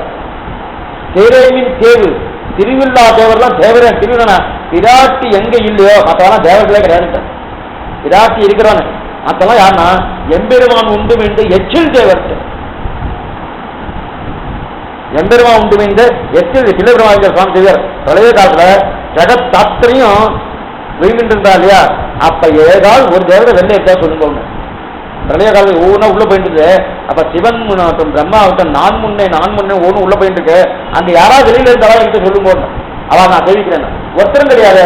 அப்ப எம்பெருமா உண்டு வைந்த வெற்றில் அதன்தான் பரன் திறமன்றி பல்லுலகே தெய்வம் மட்டில்லை பேசினே ஆழ்வார் தெரிவிக்கிறார். பரன் திறமன்றி பல்லுலகே தெய்வம் மற்றில்லை பேசின பரந்த தெய்வமும் பல்லுலகம் படைத்து அன்புடனே விடுங்கி கறந்து உமிழ்ந்து கடந்திடந்து கண்டும் தெரியவில்லை திறங்களால் அவரர் வண்ணம் திறன்குருவூர் அதனுள் பரன் திறமன்றி பல்லுலகே தெய்வம் மற்றில்லை 4 10 திருவாரூர் ஆசீர்வாதம் உபயப்பிரதான பிரளய பிரணவமான உரை கொண்டு எத்தவும் என்ன பிரதேசத்துவம் பொழியும் தெரிவிக்கிறார் ஆச்சாரியக்காரர். போக வேண்டாம். அது பண்ண எங்க இது சொல்ல வேண்டாம்னா அதனால் நின்ற ஆதிப்பிரானுக்கு மற்ற தெய்வம் நாடு தெரிந்திருக்கிறாள். அப்படி இருக்கச்சு பகவான் இருக்கச்சு மற்றவாளுக்கு அந்த சமமான புத்தி கொடுக்குறாங்க, பரத்தத்தை கொடுக்குறாங்க. அது பகவத் அவதாரம். ஏன் பகவத் அவதாரம்னா திருக்குறூர் அவர்கள் பரன் தெய்வம் மட்டில்லை. பரன்னு சொன்னால் திருக்குறூர் ஆதிப்பிரான் தவிர மற்ற யாரும் கிடையாதுன்னு தெரிவிக்கிறாள் இல்லையா, மற்ற தெய்வம் நாடு தெரிவிக்கிறாள் இல்லையா. அதனால இரண்ய கர்ப்பனாகட்டும் அதே போல சிவனாகட்டும் இதெல்லாம் எப்படிப்பட்டவான்னா சரீரமா இருக்காது. சரீராத்ம பாலத்தின் பாவனை தவிர அவருக்கே பரஸ்புத்தி கிடையாது. அதுவும் தெரியாது. அதுக்கு மேல ஆழ்வார் நதிர்மதி சடையன் என்கோ நான்முக கடவன் என்கோ ஆழ்வார் தெரியாது. கோரங்கள் ஒருவன் என்கோ பொருவெல்சி பூமி என்கோ திகழும் தன் பறவை என்கோ தீ என்கோ வாயு என்கோ நிகழும் ஆகாது எல்லாம் பகவான். எல்லாம் பகவான். நதிர்மதி சடையனும் பகவான், நான்முக கடவனும் பகவான். இது ஆழ்வார் சொல்லியிருக்காரு சாமி. சரீராத்ம பாவத்தில் சொன்னா கிடையாது, மற்றது கிடையாது. இது சொல்ற அப்ப தேவதாந்திர புத்தி பண்றோம் இல்லையா, அந்த புத்தியில பகவத் அவதாரம். அதான் அதுக்கு மேல இன்னொரு சில பேர் வீணா பேசுவா இருக்கிட்ட சுவாமி. இந்த மூணுமே இவா பரபதில்லை இவா பரதேவன்னு சொன்னா இல்ல, மூணுமே பரதேவன்னு வச்சுக்கோம். 3 தேவர். முதலாம் திருவுருவம் 3 என்பர், 3க்கும் முதலாம் என்பர். அது முதலாவது பாத்திரம். 3 பரதேவன். தையோ தேவா துல்யகா பராசரப்பட்ட தெரிவிக்கிறார். தையோ வீணே தேவர் 3 பேரும் துல்லியமானவன் சொல்லுவார். அதாவது அனைவது அரவணமேல் பூம்பாவையாகும் புணர்வது இருவரவர் முதலம் தானே இணைவனாம். இந்த பாட்டையும் அதே தான் எடுத்திருக்கார். இந்த 3 தெய்வங்கள் ஒன்றும் சமமா பார்க்க வேண்டியது. ஏன்னா அநேகமா என்ன விஷ்ணு சொல்றது ஆள் இருக்கு, பிரம்மாவை தோற்று ஆள் இல்லை, சிவனை தோற்று ஆள் இருக்கா. அப்ப இந்த 2த்துல 1 போயிடுச்சு, பிரம்மா போயிடுச்சு. 2 பேருக்கு தான் போட்டி. 2 பேருக்கும் போட்டி. என்ன போட்டினா இவரா அவரானா பேகனின்ற சிவனுக்கும் திறமன் தனக்கும் பிறக்கும் நாயகனவனே கபாலவன் நோக்கத்து கண்டு கொன்பின். உங்க ஆளையே கேட்டு மற்றவாளை கேட்க வேண்டாம். தேசமா முதல் சொல்லு மார்க்கண்டேயனும் கரியே சாட்சியார்னா மார்க்கண்டேயன் தான் சாட்சி. யாரு பகவான் தான் சிவன் நாராயணன் தான் முழுவதும் யாரு காட்சினா மார்க்கண்டேயன் தான் சாட்சின்றது. இப்ப இது 2வது. முதல் அவதான் பரதேவன் சொன்னா, அடுத்து 3 பேருமே பரதேவன் சொன்னா, இன்னொருத்தர் வந்தார். அதெல்லாம் ஒன்றில் சாமி. இந்த 3 பேரு காட்ட இன்னொருத்தர் இருக்கா. யார் தெரியுமா? அதுதான் பராசக்தி. புதுசா ஒன்று வந்து பராசக்தின்னு என்னன்னா மேல காட்ட ரொம்ப அழகான வாதம். எப்படி பார்த்தவாதம்னா இது ஓமாதீதவாதத்தை போற. ஓமாதீதவாதம்னா தீபாட்சத்தை எடுத்திருக்கார், பெரியவாச்சனை 2 வாக்கியத்தை எடுத்திருக்கார். சில பேர் ஆட்சேபம் பண்ணுவா. அந்த ஆட்சேபத்துக்கு ஓமாதீதவாதம். அதாவது வெற்கொண்டு இருக்கிற இல்லையா உள்ளுக்குள்ள பகவான் ஒழிஞ்சிட்டு அந்தர்யாமியா வரைஞ்சிட்டு கட்சி அதுல ஸ்ரீமன் நாராயணன் இல்ல சிவபெருமான் தான் உள்ளுக்குள்ள இருக்காருன்னு சொல்றார். சைவர்கள் சொல்றார். அதுக்கு ஓமாதீதவாதம்னு பேரு. நீ அந்த மாதிரி வார்த்தை பண்றிய, அது ஒரு ஓமாதீத வார்த்தை போய் சொல்றிய, யாரோ பராசக்தி இருக்கான்னு சொல்றாரு. வாக்கியம் இருக்கு, வாக்கியம் என்ன இருக்கு, இந்த வாக்கியம் எனக்கு தெரியலையா, என்ன வாக்கியம் தெரியும், என்ன வாக்கியம், ஆச்சரியமான வாக்கியம். பராஷ்ட சக்திக்கு விவிதைத சூயத்தை சுவாபாவிக ஞானபல கிரியாச்சன்னு சாஸ்திர வாக்கியம். பராஷ்ட சக்திக்கு விவிதைத சூயத்தை, பராஷ்ட சக்திக்கு பராசக்தின்னு பரா ஆட்சிய சக்திக்குன்னு பிரிக்கணும். அது பரா பகவானுடைய சக்தி மிகவும் மேம்பட்டது அர்த்தமே தவிர அது பராசக்தின்னு அர்த்தம் இல்லை. இவரால் என்னென்ன தப்பெல்லாம் கண்டுபிடிச்சு புதுசு புதுசாக பண்றான். ஏன்னா எப்பவுமே ஒரே போஞ்சாலுமே சாப்பிட்டுட்டா ரசிக்காது. அப்போ மாத்தின்னு நித்திய இதே காலமா மாற்ற வேண்டாமா? எப்ப பாரு இவ 3 பேர் தானா பிரம்மா சிவன் கொஞ்சம் புதுசா ஏதாவது போட வேண்டாமா? அது என்ன பண்ணா புதுசா ஒரு காலத்துக்கு முன்னாடி பராசக்தி உருவாக்குனார். அதுக்கப்புறம் சில காலம் போச்சு அந்த பராசக்தி. அந்த பராசக்தி பெண் தெய்வமா ஆண் தெய்வமா பெரிய விசாரம். இது பெண்ணா வச்சுக்கலாம் ஆணா வச்சுக்கலாமா? அப்புறம் 2 பேர் பார்த்தா வேண்டாம், பெண்ணும் வேண்டாம் ஆணும் வேண்டாம், அதை வேற மாதிரி வச்சுக்கலாம், அது ஒரு மிருகமா வச்சுக்கலாம், மிருகமா வச்சுக்கலாம். அதுக்குன்னு தனியா இருக்கு ஞாயிற்றுக்குமா ராவு காலத்துக்கு தனியா பூஜைவே இருக்கு. அது மிருகமா வச்சுக்கலாம், அது ஆண் மிருகமா தெரிஞ்சுக்கிறோம். அதுவே ஒருத்தர் இத்தனை மாற்றிட்டு வராது. என்ன காரணம்னா ஒரே மோஞ்சா சாப்பிட்டு மாற்றி மாற்றி ஏதாவது சொல்லிட்டே இருந்ததுன்னா நிறைய வெரைட்டி இருக்கிறதா சாப்பிட்றதுக்கு. அது மாதிரி இவர்களுக்கு பார்த்துட்டு பார்த்தீங்கன்னா தேவசாமி இத்தனை குறை இருக்கு இல்லையா? அதனால யார் நாபியில கமலம் இருக்கோ அவன் தான் முழுவதற் கடவுள் தெரிஞ்சுக்கோ. ரெடிமேடராஜவெல்லாம் கேசவா என்ன நாளும் கொடுவினை செய்யும் நுகுட்டின் தவறுகளும் குறைவிடமடையர்கள் பள்ளி விரும்பான் குடும்பலக்கம் தரவடவையல் அனந்த புறநகர் புகுதுமின்றே திருவிழா திருவந்தூர் போய் சொல்லிட்டா நாபில பிரம்மா சேவகாகிறார். திருவட்டாறு போனா நாபி கமலமே இல்லை, நம்ம வச்சுக்கோ. திருவட்டாறு நாபி கமலமே இல்லை. அவர் தான் ஆதிகேசவ பெருமாள்னு பேரு. அவர் பிரம்மாவுடைய சிருஷ்டிக்கு முன்னாடியே அந்த விதேசம் இருக்கான். சிருஷ்டி 2 விதம், அத்வாரக சிருஷ்டி சத்வாரக சிருஷ்டின்னு பேரு. பிரம்மாவை சிருஷ்டிக்கிறதுக்கு முன்னாடி நிறைய சிருஷ்டி இருக்கு. அத்வாரக சிருஷ்டி சத்வா 2 விதம். அதாவது பஞ்சபூதங்கள், பஞ்ச தன்மாத்திரைகள், கர்மேந்திரியங்கள், ஞானேந்திரங்கள், மனசு, இதெல்லாம் பெருமாள் சிருஷ்டிக்காரு. இதற்கு சமஸ்தி சிருஷ்டின்னு பேரு. இதெல்லாம் அத்வாரக சிருஷ்டி. சமஸ்தி சிருஷ்டி அத்வாரக சிருஷ்டி. பிரம்மா சிருஷ்டிக்கிறதுக்கு முன்னாடியே, ஏன்னா பிரம்மா சிருஷ்டிக்கு அப்புறம் தானே மனுஷன் சிருஷ்டிக்கிறார். அதுக்கு முன்னாடி இதெல்லாம் உண்டு. அது அத்வாரக சிருஷ்டி தான். அந்த அத்வாரக சிருஷ்டி தான் ஆதிகேசவா காட்கரைய கண் அதனுள் கண்ணாயண்டம் வேட்டனு கூட நிறைந்து கரைந்து ஆட்கொள்வானத்தின் உயிரண்டமாயனால் கோட்குறை பற்றிய 4 தெரிவிக்கிறார். அப்படி தெரிவிக்கிறார் இல்லையா? அப்படிப்பட்ட அந்த நிலை ஆக அத்வாரக சிருஷ்டி கர்மாரக சிருஷ்டி இருக்கு இல்லையா? திருவாட்டாறு அந்த விதேசத்தில் நாவி கவனமே இருக்காது. அனந்த பக்கம் நாவி கவனம் இருக்க யாரு நாவியில் கவனம் இருக்கோ அவனே பகுலோகம் தெரிஞ்சுக்கோ. அப்ப நிறைய சிருஷ்டி உண்டு. அதனால திருவாட்டாட்டு எம்பெருமான் நாபிக்கு பிரம்மா இல்லாத முடியாது. அது சமச்சிருஷ்டின்னு பேரு. சிருஷ்டி அது அத்வாரக சிருஷ்டி சத்வாரக சிருஷ்டி, இது 2 நிலை இருக்கு. அதுக்கு மேல பத்மநாபத்தில் சேவகாய்க்கலாம் மேற்கொண்டு சத்வாரக சிருஷ்டின்னு பேரு. பத்மநாப குறிக்கும். அதனால திருவனந்தபுரத்தை விட திருவாட்டாறு முற்பட்டது. திருவனந்தபுரம் பின்னாடி ஏற்பட்டது, திருவாட்டாறு முற்பட்டது இருந்ததுன்னா அப்ப அந்த திவிதேசத்துக்கு பிராணத்தை பற்றி பார்த்தா நமக்கு கிடையாது. ஆக உங்களுடைய நாவிக்காலத்துல யார் பிரம்மா படைக்கப்பட்டா இல்லையா? அப்படி இருக்கும்போது பெருமாள் பாட்டனார், பிரம்மா குமாரர், ருத்ரன் சேரன், இப்படி இருக்கச்சு 3 சமம்னு என்னவா சொல்லலாம்? சொல்ல முடியாதுல்ல. அப்ப சமத்துவத்துக்கு பேசல. அப்படி இருக்கிற ஆளுக்கெல்லாம் என்ன சப்ரம்மா சசிவகா சேந்திரகா அப்படின்னு ஒரு சாஸ்திர வாக்கியம் இருக்கு. இது தப்பா வேற பண்ணிட்டான். பின்னாடி ஆதிசங்கர காலத்துல நல்லா ஒழுங்கத்தான் இருந்தது. அவர் பரமசீவேஸ்வர். அதுக்கப்புறம் வந்தவாத பண்ணா குடுக்க ஒரு சப்தத்தை சேர்த்து அவனே சிவன் அவனே பிரமான் சேர்த்துட்டா. அந்த மாதிரி இல்ல. ஆழ்வார் பாட்டு இருக்கு, அவனே அவனம் அவனம் அவனம் அவனே வட்டெல்லாவும் அறிந்தனமே சப்ரம்மா சசிவகா சேந்திரகா சோத்திர பரமஸ்வரா. இவருடைய டிரான்ஸ்லேஷன் தான் அப்படியே ஆழ்வார் சொல்லியிருக்கா இல்லையா? அப்படி இருக்கட்டு பின்னாடி அது இதெல்லாம் எப்படி தெரிஞ்சுக்கணும்னா சாமானாதிகரங்கன்னு இருக்கு. பின்ன பிரவிற்த்தி நிமித்தானாம் சப்தானாம் ஏகஸ்மின் அத்தேவித்திகி. சாமானாதிகரணம் அப்படின்னா என்ன அர்த்தம்னா ஒரு குடவு இருக்கு. சரீராத்மபாவம் வேறு சாமானாதிகரம் வேறு. சரீராத்மபாவம்னா என் சரீரம் ஆத்மா 2 ஒண்ணா இல்ல. ஆனா கை பண்ணிச்சுன்னா ஆத்மா வருதுன்னு சொல்றோம்ல. சாமி நீங்க வாங்க அப்படின்னு சாமி முழுதுன்னு கூப்பிட்டாங்க. ஏன் கை வந்துச்சுன்னு கேட்டா சாமி இது நான் ஒழுங்கா தான் இருந்தேன் இதே சுவாமி இவ்வளவு சாமி வேற மாதிரி பேசிட்டு சொல்றா இல்லையா? இப்ப என்னன்னு கூப்பிட்டா என்னுடைய ஆத்மாவை கூட்டா சரீரத்தில் வருமானம் அது சரீராத்மாபம்.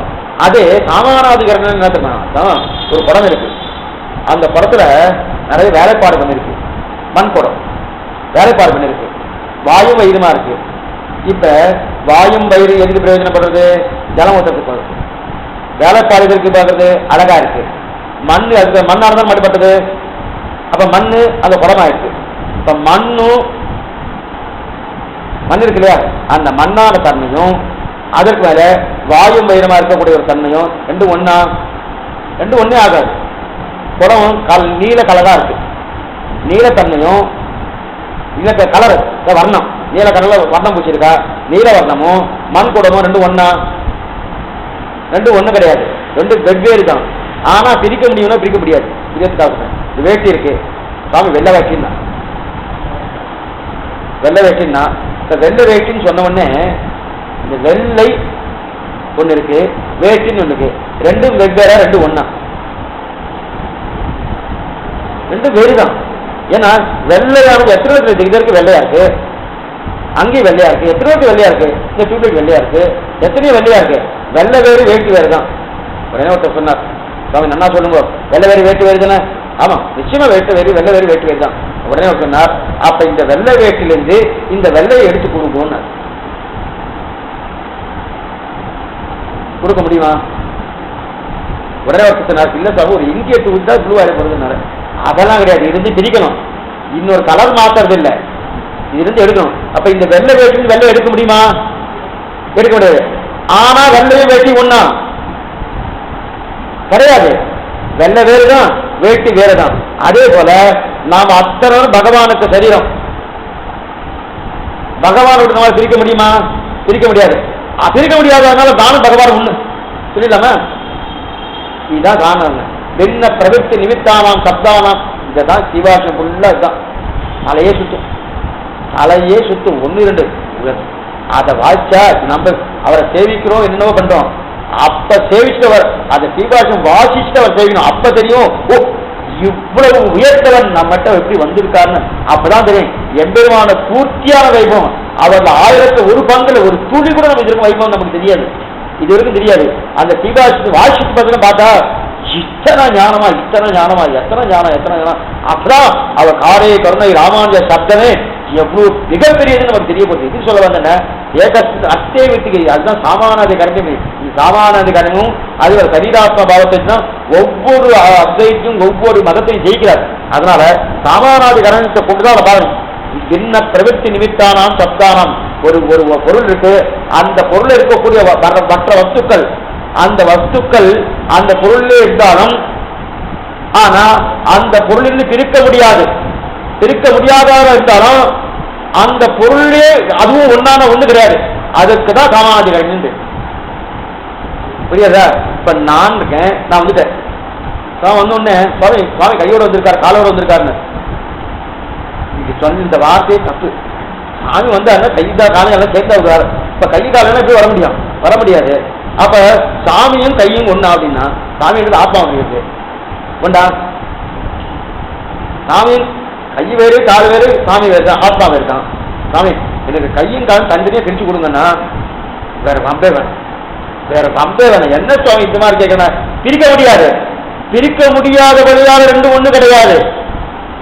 நல்லா ஞாபகம், பிரிக்க முடியாதுங்கிறது ரெண்டும் ஒண்ணு கிடையாது. ஆனா பிரிக்க முடியாது ரெண்டும் சேர்ந்துதான் இருக்கு.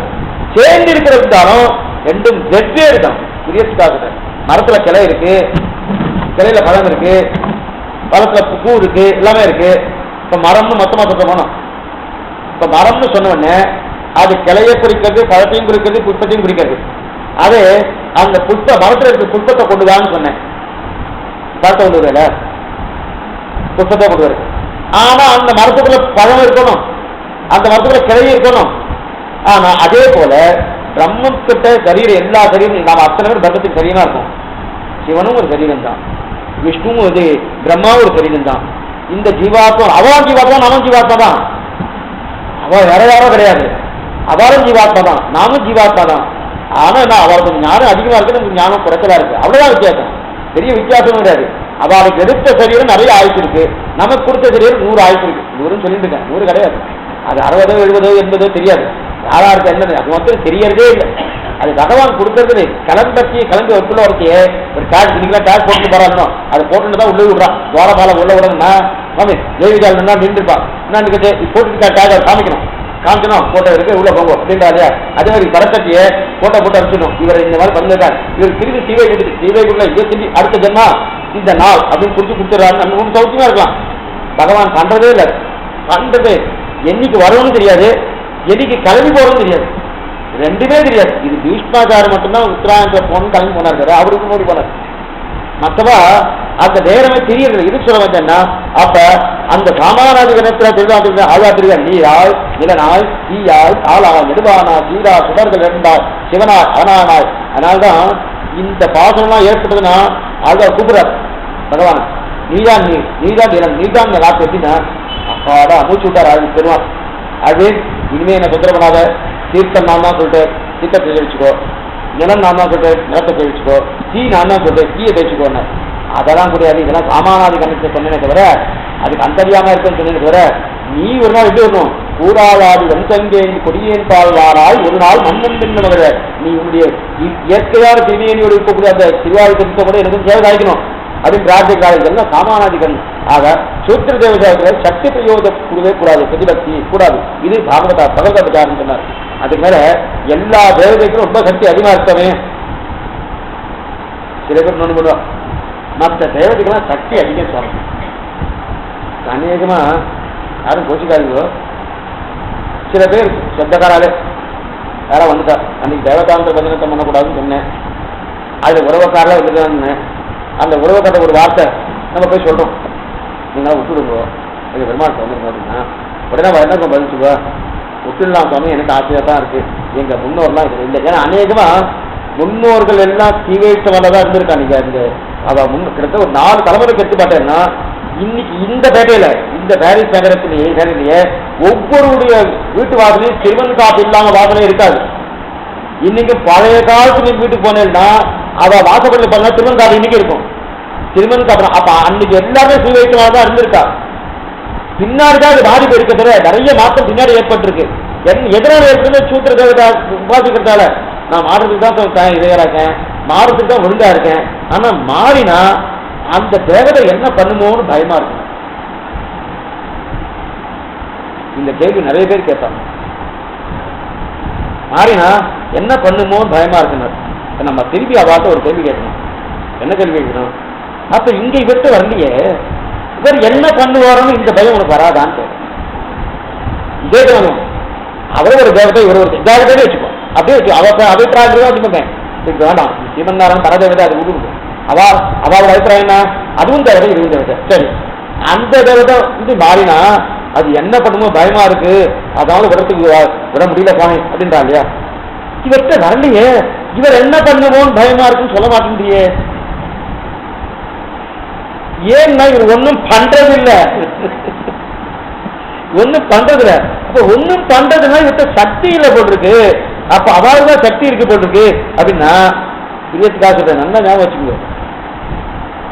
ஒரு தாய் இருக்கா, குழந்தை ஏதோ தவறு பண்ணிருக்கு. பக்கத்து வீட்டுக்காரா, இந்த வீட்டுக்காரா, அந்த வீட்டுக்காரா, அசல் வீட்டுக்காரா எல்லாம் வந்து ஓடி வந்துட்டா ஒரே கம்ப்ளைண்ட்.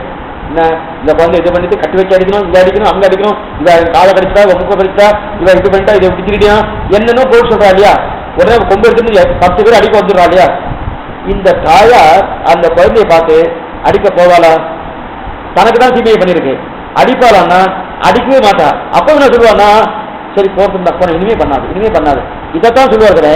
ஏன்னா பெற்றவருக்குத்தான் பிள்ளையோட அருமை தெரியும். மற்ற தேவன் பெற்றவன் கிடையாது, பெற்றவன் இவன் தானே. இவன் பெற்றவன் ஆனபடியாலே இவர் வெய்யறது இல்லை. ஏன் வெய்யறது இல்லைன்னா எங்க போனாலும் சௌக்கியமா இருந்தாலும் சௌக்கியமா இருந்தாலும் நம் குழந்தை அந்த இடத்துக்கு பண்ணான இதுதான் சொல்லுவார். மடிமாங்க இழுமா போலேன்னு சொல்லுவார். இன்னொன்னு இராவரம் ஊட்டுவாரை போலேன்னு. இராவரம் ஊட்டுவார்னா எப்படின்னா, ஒரு குழந்தை 20 வயசு குழந்தை என்னமோ தாயாரோட கோச்சுட்டான், நீ கொடுக்குற சாதம் வேணாம், கையால சாட மாட்டேன் போ கோச்சுன்னு வெளியில வந்துட்டான். ஆனா இவருக்கு வேற போக்கடமே கிடையாது, காய விட்டா வேற போக்கடை கிடையாது. யாருக்கு சோதம் போடுவா, சாதம் போடுறது யாருமே கிடையாது. நேரம் ஒரு சின்ன வாசலுக்கு போயிட்டான், ஒரு சத்திரத்துக்கு முதலாளிக்கு போய் உட்காந்துட்டான். என் தாய் ரொம்ப மோசம், அவளை பத்தி இல்லாத போலான்னு சொல்லிட்டான், ரொம்ப மோசம், அவன் சாதமே போட மாட்டேன். ஒண்ணு இவர் கொடுக்குறா, இவன் வாங்கிக்கல, உன் கையால் என்ன வாங்குறது, நீ பாவி வேண்டாம். இல்லாத அக்கிரமெல்லாம் பண்ணிட்டு அவன் மேல ஏறிட்டு இல்லாத குற்றத்தை அவர்கிட்ட ஏறிட்டு அதை கையால் சாப்பிடுவாங்க சொல்லிட்டு ஏதோ விதண்டாவாதத்துக்கு வெளில வந்துட்டான். சத்திரத்துக்கு முதலாளிட்ட வந்து உட்காந்துட்டு அங்க உட்காந்து பேசிட்டு இருக்கான். பேசிட்டு கட்டு சாயங்காலம் ஆச்சு. இந்த தாய் பறைக்கிறது, ஐயோ மத்தியானமே பசி பசின்னு சத்தம் போடுவானே, இது வரைக்கும் ஒண்ணுமே இல்லையே, என்ன ஆச்சு ஏதோ ஆச்சு ஏதோ ஆச்சுன்னு சுத்தி முத்தி எங்கெங்க போயிருக்கோம் ஒவ்வொருத்தரும் கேட்டு கேட்டு அழுதுண்டு குழம்பிட்டு என்னென்ன வார்த்தை சொல்லுவோம் அத்தனை வார்த்தை சொல்லி அத்தனை பேரும் கேட்டா. அங்க இருக்கிற சொல்லுவா, அதோ அந்த சத்திரத்தான் இருக்கான், அந்த சத்திரத்தான் இருக்கான், போய் பாரு அப்படின்னா. இவருக்கு போய் பார்த்துட்டு இது இல்லையே, நான் போனா இன்னும் எங்கேயா ஓட்டி போனா என்னோட இத்தனையும் கோபமா இருக்கானே, என்ன பண்ணலாம். ஆனா குழந்தைக்க பசிக்கிறது, என்ன பண்ணலாம். 20 வயசு குழந்தைன்னா இதுவும் 2 வயசு 1 வயசு இல்லை, என்ன 2 வயசுனா போகாது. 2 வயசு குழந்தை ஜெட அத்தியவசாயம் பூர்ணமா இருக்கும். 2 வயசுக்கு இருக்க அத்தியவசாயம் நம்ம செஞ்சுட்டுன்னு வச்சுக்கேன், ரொம்ப சௌக்கியமா இருந்துடலாம். நமக்கு அந்த குழந்தைக்கு வரக்கூடிய அந்த அத்தியவசாயம் நமக்கு வரதில்லை. அந்த அத்தியவசாயம், அந்த அத்தியவசாயம் திட நம்பிக்கை நமக்கு வருதில்லை. எது சொல்ல வந்துன்னா, சாப்பிடணுமே பசியா இருக்குமே, என்ன அண்டு போயிடுவானே அப்படின்னு ஜெர்மன் நல்லா தத்தியோடு கலந்துட்டு நேரம் சத்திரத்துக்கிட்ட போயிட்டு சத்திரத்துக்கு போனோடனே அந்த முதலாளி அங்கே உட்காந்துட்டு காரணம் வெளியிலிருந்து ஜன்ன வழியா முதலாளி பார்த்து கையாட்டி கூப்பிடுறது, பிள்ளைங்க தான் இருக்காங்க அவங்க சொல்லிட்டு இருக்காரு, இருக்கட்டும் சத்தம் போடாம வெளில வந்து அந்த சாதத்துல கையில கத்தி வந்து அந்த முதலாளிட்ட கொடுத்து இதை என் குழந்தைக்கு கொடு, நான் கொடுத்தேன்னு சொல்லாது என் குழந்தைக்கு கொடுன்னு. ஏன் நீ தானே கொடுத்து நீ கொடுத்து சொன்னா என்ன தப்புனா, நான் கொடுத்தேன்னு சொன்னா அவன் சாப்பிட மாட்டான். என்ன நான் கொடுத்தேன்னு சொன்னாரு, நீ கொடுத்தேன்னு சொல்லு. சரி நேரா போனா, நேரம் அந்த பிள்ளையாண்டா பார்த்தான், என்னப்பா பசிக்கிறியா, இன்னைக்கு காத்தா வந்து நீ சாப்பிடலையா, என்ன பண்றது, காய் ஒன்றுமே கொடுக்கலையே, அவதான் விரட்டிக்கார, இவன் தான் ஓடி வந்திருக்கான், அவதான் இல்லாத குற்றத்தை ஏறிட்டு சொல்லிட்டு விரட்டிக்கல. என்ன சரி இந்த நான் கொண்டு இருக்கேன், நீங்க எவ்வளவு நல்லவ பாத்தியா, இந்த இறக்க மனசு என் தாய்க்கு இருக்கா பாத்தியா. யார் சொல்றா? இதுதான் பரதேவதையான சீமன் நாராயண குணம். மற்ற தேவதைக்கு இது கிடையாது. ஏன் கிடையாதுன்னா, அவ பெத்தவா கிடையாது. பெத்த வயசுக்கு தான் இந்த நிலை ஏற்படுங்க. பெத்தவனம் பெற்று பிள்ளவனம் கல்லு. பெத்தவாளுக்கு தான் பிள்ளைகளுடைய மனசு தெரியுமே தவிர மற்றவாள் தெரியாது. அதுக்கு மற்றவாளும் ஏதோ பள்ளிவாளை பயப்படுறவா என்ன கல்னா அவ பரவிய, அதனால அவளுக்கு இவாளுக்கு ஏதோ குத்தம் பண்ணணும் தோணும். பெத்தவனுக்கு என்ன அப்ப பெத்த அது மட்டும் இல்ல, இந்த பெத்தவன் மற்ற பெத்தவாளை போறத என்னைக்குமே பெத்தவன் தான். மற்றவாளும் இந்த ஜென்மாவில் தான் பெத்தவா. இந்த தாய்க்கு சோழம் ஊற்றினால இந்த ஜென்மாவில் தான் தாய். ஆனா சேலை கண்ணீரும் பெருஞ்செல்வமும் நன்மக்களும் மேலா தாய் தந்தையும் அவரே மாதா நாராயணக பிதா நாராயணக தாத்தா நாராயணக சர்வம் சுகிருது நாராயண் எல்லாமே நாராயணா இருக்கபடியாலே எல்லா ஜென்மத்துக்கும் தாய் அவனானபடியா தந்தை அவனானபடியாலே அவன் தான் பெற்றவன். அந்த பெற்றவனுக்கு கூடிய நாளே அதை ஒத்துக்கிறதே இல்லையா, அதைத்தான் இருக்கிறான். அப்ப சுத்திரவர்த்த கொடுக்க சாமர்த்தியம் உண்டு நினைக்கிறியே, அது தகவத பச்சாரம். ஏன்னா போனவருக்கு கொடுத்துருக்காரு, இவர் கொடுத்ததில்லை, இவர் சத்திரபதிலாக கொடுத்தாரு. உண்மையா பார்த்தா சத்திரபதிலாக கொடுத்துருக்காரா சாதத்தை இந்த தாய் கொடுத்து அறிவாங்க சுத்திர தேவதைக்கு இவருடைய அனுகிரகத்தால் அவ கொடுக்காத அவளை நேரா எந்த பலத்தையும் சுத்திர தேவதை கொடுக்கறதுக்கு யோகியதை கிடையாது. பகவான் அந்தர்யாமியா இருந்து கொடுத்தாதான் உண்டு, இல்லைன்னா கிடையாது. அதனால அது அப்ப நாம் இத்தனை பேர் போவோம் அவட்டுக்கு நிறைய கொடுத்து முடியும், விஷப்பரிக்க போக வேண்டிய அவசியமே இல்லை. அதான் ஆக அப்படிப்பட்ட சித்திர தேவத்தை போவது இதை சொல்லிக்கிறார். அதுக்கு மேல இன்னொன்று சிவருக்கு இன்னொன்னு அந்த தேவதை கிட்ட பத்தி நிற்கவே கூடாது. ஏன் நிற்க கூடாதுன்னா, இது ஒரு பாட்டு இருக்கு, கார்த்திகையானம் கரிமுகத்தானம் கரவன் முக்கன் மூர்த்தியும் மோடியில் இருக்கும் முதுகிட்டு மூலகம் கூத்தவரே என்று போட்ட வானன் படை குறித்த கீர்த்தனை ஏற்றம். இந்த பாத்திரத்தில் எடுத்திருக்கா திலோகங்கிய வியாக்கியானத்துல.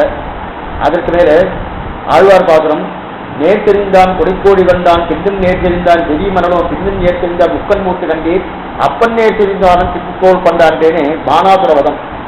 இந்த பானாசுர வதத்துல பகவான் ஒரு சாபத்தை கொடுக்குறார். இவர் கிருஷ்ணாவதாரத்துல லோகமாயைன்னு ஒன்று செட்டு பண்ணி அந்த லோகமாயைக்கு இந்த காரியத்தை பண்ணுன்னு சொல்லி 7வது கர்ப்பமாக அதை பண்ணார். 6வது கர்ப்பம் பண்ணி முடிச்ச உடனே நீ எனக்கு என்ன கொடுக்கன்னு கேட்டார். அந்தந்த ஊர்ல கொடுத்த கிராம தேவதையா ஒரு சில பேர் உன்னை கொண்டாடுவா போ அப்படின்னு சொல்லலாம். அதை வச்சு கேட்டார்.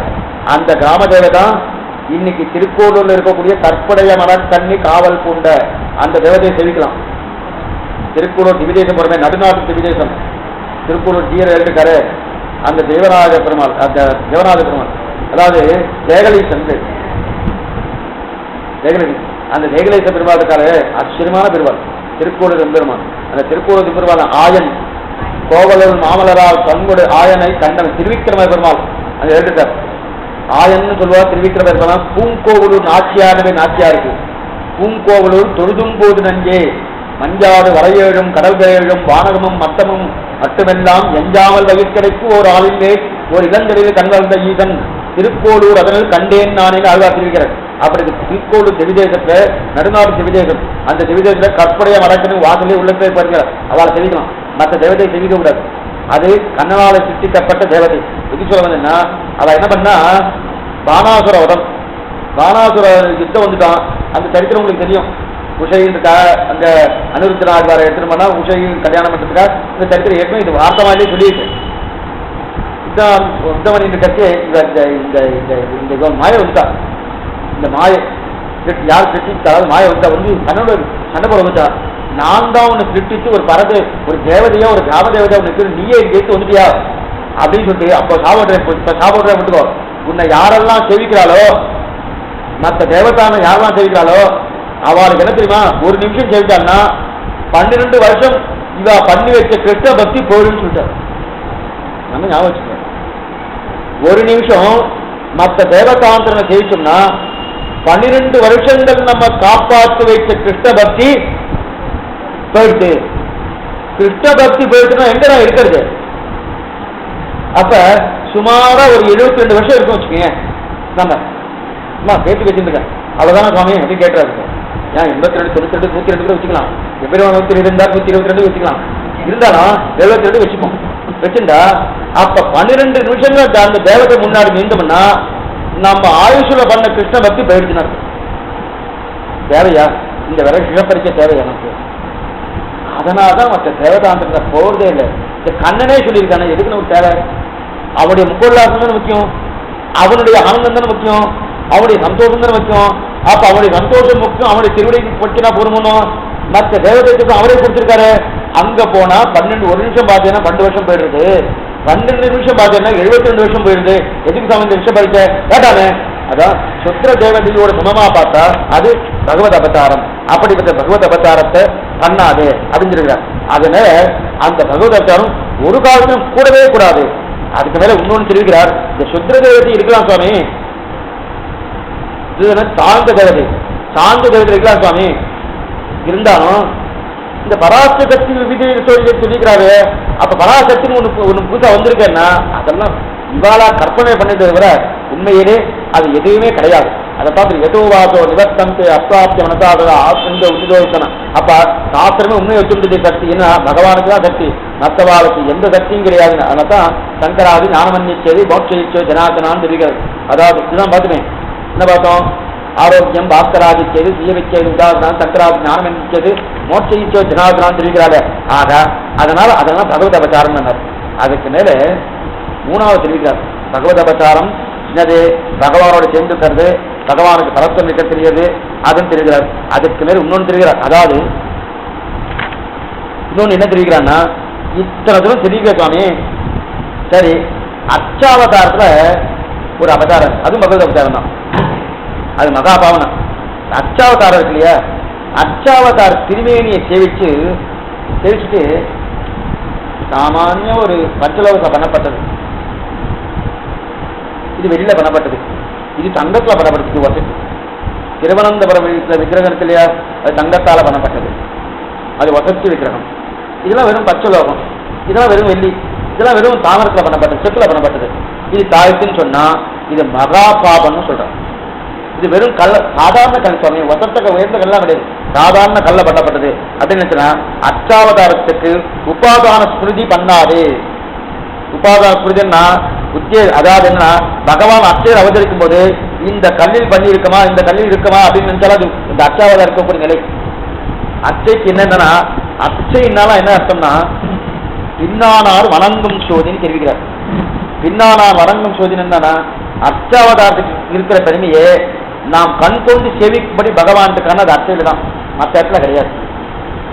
மரத்துவத்தை சேவிக்க முடியுமா, எங்க இருக்குன்னு தெரியாது. சரி, வியூகத்தை சேவிக்க முடியுமா, தெரியாது. விபவன் நம்ம ஊட்ட தானே பண்ணியிருக்காருன்னா நாம் இல்லையா சேவிக்க முடியாது. அந்தரியாமைத்துவம் எங்குள்ளே இருக்கு, எங்கிட்டே எங்கேயும் போக வேண்டாம், எங்க போனாலும் கூடயே வருது. கூடயே வராத சமயம் காட்டுறாரான்னா எனக்கு அஷ்டாங்க யோகம் தெரியணும், இல்ல நான் நம்மால் வரா இருக்கணும். ரெண்டுமே ஆகப்படுதில்லை, ரெண்டுமே ஆகப்படுதில்லை. அப்ப எங்க அந்தரியாம சேவை காய்க்கிறது, சேவை காய்க்கிறதே கிடையாது. அப்ப வரையும் நான் அதெல்லாம் எழுதிட்டோம்னா இருக்க இன்னொன்னு இருக்கு, எது அச்சை நாம் கண்கொண்டு செவிக்கும்படி கிருஷ்ணனாக, ராமனாக, கண்ணனாக, எத்தனை பார்த்தாதியாக, தேவபெருமாளாக, ரங்கநாதனாக, நீர்வண்ண பெருமாளாக என்னென்ன நிலையோ அந்த நிலையோடு சேவை காய்க்கிறான் இல்லையா. அப்ப அச்சாவதின் மேல் இருக்கக்கூடிய பெருமை என்ன, நாம் கண் கொண்டு செவிக்கும்படி இருக்கு இல்லையா? அப்ப நாம் கண் கொண்டு செவிக்கூட பார்க்கணும் இல்லையா? அந்த பார்க்கக்கூடிய அந்த நிலைக்கு அந்த நிலையோடு இருக்கக்கூடிய அது மட்டும் இல்ல, அச்சா திருமேனி இந்த விக்கிரகம் நீ ஆராய்ச்சி பண்ண ஆரம்பிச்சா அதுக்கு ஒரு திட்டான்னு வேற சொல்ற. ஒரு தாய் இருக்கா, தாய் குழந்தை வச்சிருக்காங்க. அந்த குழந்தைக்கு வயசு வர்றதுக்கு ஒரு சுமாரான வயசு வந்தோடனே அந்த குழந்தை பார்த்து இவர் தகப்பனாரான்னு கேட்கறது.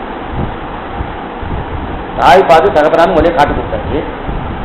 காட்டு கொடுத்ததுக்கு அப்புறம் இவர் தான் தகப்பனாரா, நான் ஆராய்ச்சி பண்ணி பார்க்கறேன் அப்படின்னு சொன்னா அந்த குற்றம் தாய்க்கு எப்படி வருமோ அதே குற்றம் தான் அச்சா திருமேனியிலே நாம் இந்த விக்கிரகத்தோடு இந்த நிலையோடு இந்த நிலையோடு இருக்குன்னா அந்த குற்றம் தான்.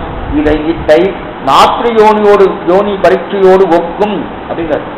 மாத்திரையோடு பரீட்சையோட ஒரு தாயார் இவளுக்குத்தான் பிறந்தாரா அப்படின்னு ஒரு கேள்வி கேட்டா அந்த குற்றம் யாருக்கு போகுது? தாயாருக்கு தான் போகுது. அதே போல இதனால பண்ணப்பட்டது இந்த விக்கிரகம் நினைச்சா என்ன ஆகுது? பகவானுக்கு தான் அந்த குற்றம் போட்டதை விட நமக்கு இல்லையா? அப்ப அது பண்ணலாமா? இதுவும் பகவத உபச்சாரம் தான். அச்சா திருமேனியை பார்த்த உடனே செவிக்கும். அது எந்த இப்படி வேணா இருக்கலாம், எந்த நிலையில வேணா இருக்கலாம், எந்த நிலையினா இல்லையா சுவாமி இவருக்கு கொஞ்சம் பள்ளிங்க கல்ல இருக்கார், அங்க வெளியில இருக்கார், அங்க கண்ணுக்கு இருக்காரு.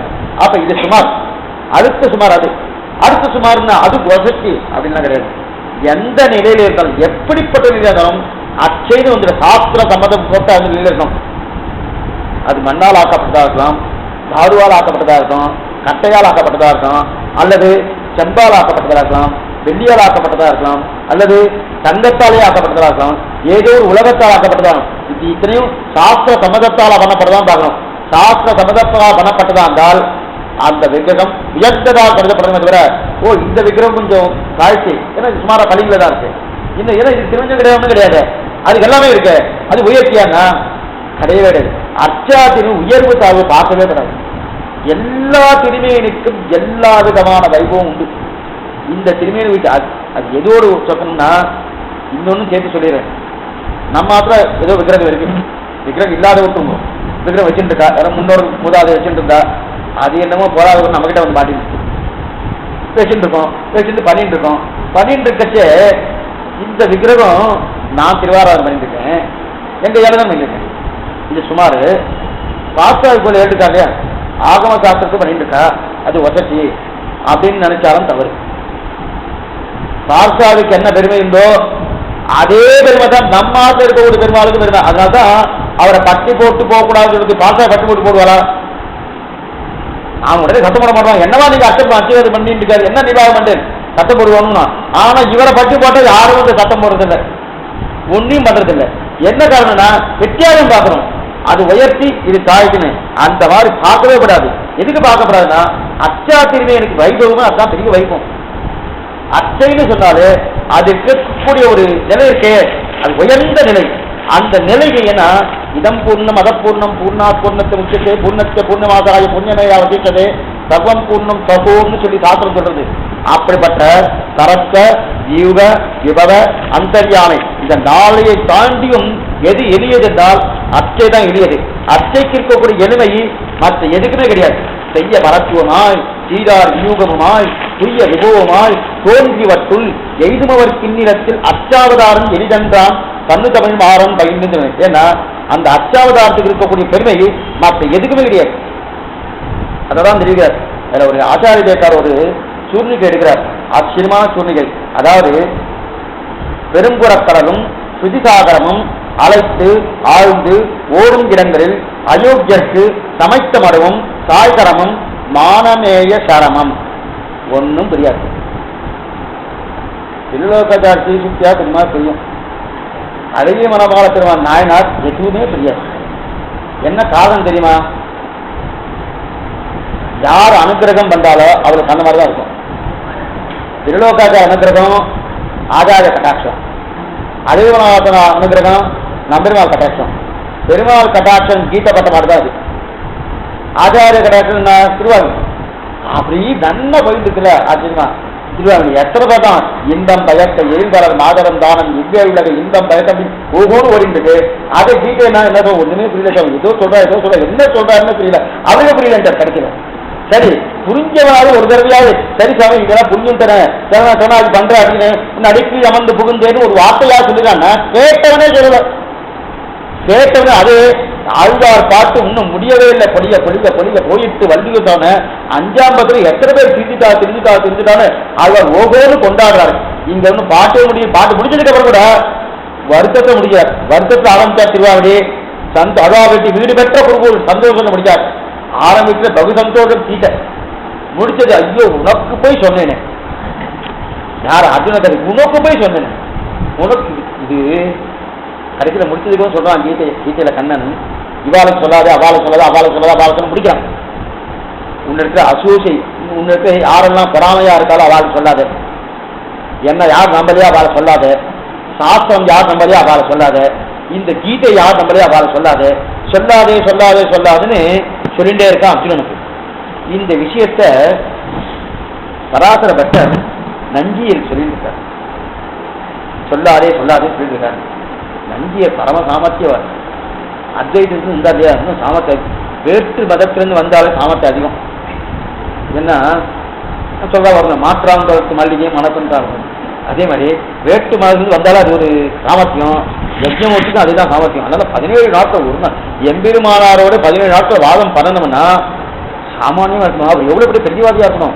அது மட்டும் இல்ல 17ஆம் நாள் தான் தோற்று போகணும்ன்ற ஒரு பயம் வேற வந்துடுத்து. அதுக்கப்புறம் தேவைப்படுமா பிரார்த்திக்க, அதுக்கப்புறம் தான் சித்தித்திரையும் இல்லையோ அளவந்தா ஸ்தோத்திரம் ஞாபகம் இல்லையான்னு சொல்லி என்னைக்குமே சம்பிரதாய பெருமாள் அவர் தான். இவர் இல்லை, அவர் அனுபவிச்சுட்டே இருப்பார். அனுபவிச்சுட்டே சோழநாடு இது இவரு திருவரங்கநாதன் அவர் அனுபவம் தான். எத்தையும் யாருக்கும் ஒன்றும் பண்ண மாட்டார். நீங்க ஒண்ணு வேண்டாம், ஆழ்வார் திருநிஷ்டத்தும் போங்க, ஒண்ணுமே கிடையாது. அந்த ஊர்ல போய் என்னன்னா அந்தந்த திவிதேவுக்கு போய் ஜெயிக்கலாமுங்கல. ஆழ்வார் திருநட்சத்திரம் அங்க போயாச்சுனால நம்பெருமா ஒண்ணுமே பண்ண மாட்டார். காத்தால போவார் ஆழ்வார் பிரியத்துக்காக. நீ கூறத்தாவ திருநட்சத்திரம் நினைச்சேன், கூறத்தாவ நேரம் நம்பெருமாள் முன்னாடி போய் நிற்பார். ஜெயவிஜயால் வாசல்ல போய் நிற்பார். காத்தா 6:30 மணிக்கெல்லாம் போயிடுவார். அங்க போய் நின்று கட்சி இவருக்கு எல்லாத்தையும் பண்ணிப்பார். 8:30 மணி வரைக்கும் இவருக்கு கால அவசரம். அதாவது பொங்கல் அம்சாகும். பொங்கல் அம்சானோடனே அது வரைக்கும் இவருக்கு தான் நின்று இருக்கணும். அங்கிருந்து ஒரு மாலை சட்டாரி வரும். மாலை சாப்பிட்டு சட்டாரி போயிட்டு வாங்க, கிளம்பி வந்து முடிஞ்சு போச்சு. என்ன சுவாமி சேவை சாப்பிட்டு ஒன்றும் இல்லை, அவரை தனியாக பார்த்துக்க வேண்டியதான். அங்க ஒன்றும் கிடையாது. அதே திருவள்ளிக்கன் வாங்கோ, காஞ்சிபுரம் வாங்கோ, மற்ற திவிதேசம் வாங்கோ, என்னமா பெருமாளும் கேட்டார். பெருமாளும் அங்கேயே ஓகோன்னு கொண்டாட்டம், அத்தனை கொண்டாட்டம். அங்க ஒண்ணும் கிடையாது. சம்பிரதாய பெருமாள் சம்பிரதாயத்துக்கு எப்பெல்லாம் ஆபத்து வருதோ இவர் தான் பண்றாரு. எதிர்த்து சொல்ல வந்தேன்னா அத்தனை தூரம் அவ சொல்றதுக்கு என்ன வேணா அச்சா கிண்ணிக்கு உண்டான வைபவம், அந்த வைபவத்தை சொல்றாரு. ஆக மானமே சொல்லும். ஏன்னா இவருடைய சீசுக்தி எல்லாமே நம்பெருமாவுடைய அனுகிரகத்தால் ஏற்பட்டது. நம்பெருமாள் அனுகிரகம்னாலே ஆச்சாரியக்காரர், அதாவது அழகிய மனவாளத்திரவான் நாயனர் அவர் புரியத்தானே புரியாது. அது இவரது சப்தம் புரியும், அர்த்தம் புரியாது. என்ன சப்தம் புரியும்? மூச்சு கரை வேண்டும் ரகசியம் 3, அதில் பிரதம ரகசியம் திருமந்திரம், மந்திரத்திலும் மந்திரத்துக்குள்ளீடான வசூலும் மந்திர பிரதமான ஆச்சாரியன் பக்கமும் பிரேமம் கணக்க உண்டான அதிகாரியகரம். ஒரு சப்தம் புரியாது, அர்த்தம் புரியுது இல்லை, சப்தம் புரியுது. இவரது சப்தமே புரியாது. 5 4 3 முற்பட்ட சந்தேகம் தகடியோடு என்னது 5 என்னது 4 என்னது 3 முற்பட்டவர் யாரு, என்ன யாருன்னா சொல்லிட்டு இருக்க, எது பண்ணிட்டு இருக்க, ஒண்ணுமே புரியாது, எத்தையுமே புரியாது. என்னவோ பேசுவார், ஏதோ பண்ணிட்டு பண்ணா இவர் பெருமாளுடைய அனுகிரகங்கள். அதுல ஒன்று ஆத்மா தெரிவிக்கிறார். என்ன தெரிவிக்கிறார்னா, அதாவது வரும்புறக்கடலும் சுதிசாகரமும் அலைந்து ஆழ்ந்து ஓடும் இடங்களில் அயோக்கியருக்கு சமைத்தமடுவும் தாய்கரமும் மானமேகரம். இந்த அழகான சுத்தம். என்ன சுத்தனா, அயோக்கியருக்கு சமைத்தமடவும் தாய்கரமும் மானமேய சரமம். மானம்னா பிரமாணம், மேயம்னா பிரமேயம். மானம்னு பிரமாணம் பிரமேயம் போடப்படாதுன்னா இவர் போட மாட்டார். அவர் ஒழுங்கா அனுகிரகிச்சாங்கன்னா இவர் ஒழுங்கா போடுறதுக்கு, அவர் அனுகிரகிக்கும் அப்படியே அனுகிரகிக்கு. அதான் பெருமாள் ஆச்சாரம் எடுத்துட்டா தான் கஷ்டம். ஆச்சாரம் எடுத்துட்டா ரொம்ப சௌக்கியமா இருக்கலாம். நல்லா ஞாபகம், பெருமாள் ஆச்சாரம் எடுத்துட்டாலே இந்த கஷ்டம் தான் வந்துட்டு இருக்கும். ஆச்சாரம் அதான் ஆழ்வாடைய சீசுக்திகளை காட்டிலும் அதுக்கு வியாக்கியானம் பண்ணிய பூர்வாச்சாரியத்துக்கு இருக்கிற பெருமை தான் அதிகம். ஏன்னா இது ஆச்சார சம்பந்தத்தால் இந்த ஞானம், அவளுக்கு ஆச்சார சம்பந்தத்தால் ஞானம். ஆனா அவளுக்கு ஆச்சாரம் தருவார். ரொம்ப புரியாத, ஆழ்வாருக்கு யார் ஆச்சாரன்? ஆழ்வாருக்கு ஆச்சாரம் உண்டோ? அப்ப அவள் சமாஷம் நின்றா அவளுக்கு தனி இருக்கா சுவாமி? ஆழ்வார்களுக்கு நம்ம ஆச்சாரம் ஒவ்வொருத்தரும் தனியாக சொல்லணும். லோகாச்சாரிய குருவே ஸ்ரீகிருஷ்ண பாதஸ்ரீ ஒவ்வொருத்தரும் தனியாக இருக்காமே, யோனித்த வச்சதும் ஒவ்வொருத்தரும் தனியாக இருக்க. அதே மாதிரி ஆழ்வாருக்கு தனியும் இருக்கானா இருக்கு. அவருக்கு ஒரே தனி ஒரே பெருமாள் தான், பெருமாள் தான் அவருக்கு ஆச்சாரம். அந்த எல்லா தனியும் ஒரே தனியும் தான். லட்சுமிநாத சமாரம்பம் தனி தான், வேற தனியாக கிடையாது அவளுக்கு. அப்ப அவளுக்கும் ஆச்சாரம் உண்டு, ஆழ்வாருக்கும் ஆச்சாரம் உண்டு, ஆச்சாரனுக்கும் ஆச்சாரம் உண்டு. ஆனா ஆழ்வாருக்கு ஆச்சாரியன் ஜீவாத்மா கோட்டிலே இருக்கிறவா, ஆழ்வாருக்கு ஆச்சாரியன் பரமாத்மா கோட்டியில் இருக்கக்கூடிய கோட்டி தானே, பரமாத்மாவை தான் கோட்டி, எது பரமாத்மாவை தான். அதனால அவ கத்துன்றது எப்படி அப்படியே விட்டுடுவா, இவ அப்படி இல்லை. அதனால்தான் துவயத்துக்கு இருக்கிற பெருமை சர்மஸ்லோகத்துக்கும் இதுக்கு திருமந்திரத்துக்கும் இல்லை. ஏன் என்னன்னா திருமந்திரம் யாரு சாஸ்திர ருச்சி பரிகிரீதம், சர்மஸ்லோகம் பகவான் ருச்சி பரிகிரீதம். ஆனா துவயமோ ஆச்சார ருச்சி பரிகிரீதம். துவயத்துக்கு இருக்கிற பெருமை இதையும் வரப்போகுது. துவயத்துடைய 10 அர்த்தத்தை இந்த வார்த்தவாலே இருக்கு, அது அதையும் பார்க்க போறது. முடிச்சதுக்கு அப்புறம் அதை பார்க்க போறோம். 10 அர்த்தத்தை எப்படி இருக்கிறாரு, ஆச்சரியமா தெரிவிக்கிறார். அத்தனையும் பாசுரத்தோ சொல்ல போற. அப்ப ஆழ்வார் அனுபவம் பூர்ணமா இருக்கும். சுவாமி இதை நீங்க முதலே சொல்லிக்கலாம் அப்படிங்கிறாங்க. அவ்வளவு வரும். எத்தனைதான் பண்ணலாம். அருளிச்சையிலேயே பொழுதுபோக்கை முடிச்சார். பொழுதுபோக்கு எதுன்னா அவனுக்கு போய் கைங்கரியம் பண்ணு சொல்லல, அவனுக்கு ராமாயணங்கிற மகாபாரதம் சொல்லுகிற அருளிச்சையில் பொழுதுபோக்குன்னு இது சொல்ல வந்தனா மானமே. அப்ப பிரமாணம் மானம் மேனா, மானம்னா பிரமாணம், மேனா பிரமேனம். அப்ப பிரமாணம் வேதங்கள் தான் பிரமாணம், பிரமேயம் பிரமா. அப்ப வேதங்களுக்கு கூட சமாவாதி உண்டு. வேதங்கள் சமாவாதி கடைசி நிலை இருக்கு. அதே மாதிரி பெருமாளுக்கு கடைசி நிலை இருக்கு. அதைத்தான் மானமேய சரமம். மானத்துக்கு இதே பிரமாணம், பிரமாணத்துக்கு கடைசி நிலை இருக்கு, பிரமேயத்துக்கு கடைசி நிலை இருக்கு. அப்ப பெருமாளுக்கு கடைசி நிலை இது சமைத்த மடு, அதாவது அச்சாவதாரம்.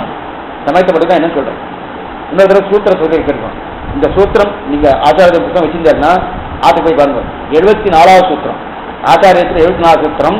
பெரும்புற கடனும் சுச்சிதாகரமும் அலைத்து ஆழ்ந்து ஓடும் இடங்களில் அயோக்கியற்கு சமைத்த மடமும் சாய்கரமும் மானமேய சரமம். ரொம்ப அழகான சூத்திரம். அதுல சமைத்த மடு அதாவது அச்சாவதாரம், பெருமாள் கடைசியில தான் சமைத்த மடு அச்சாவதாரம். பிரமாணம் வேதத்துக்கு எது கடைசினா சாய்கரம், அதாவது 4000 திவ்ய பிரபந்தம். 4000 திவ்ய பிரபந்தம் புரியத்துக்காக பரத்த வியூக விபவ அந்தர்யாமி அர்ச்சை. பரத்தத்துக்கு பகவான் அவதாரம் பண்ணும்போது வேதங்களும் அவதாரம் ஆச்சு. பரத்தத்தை வேதம் சொல்லிச்சு.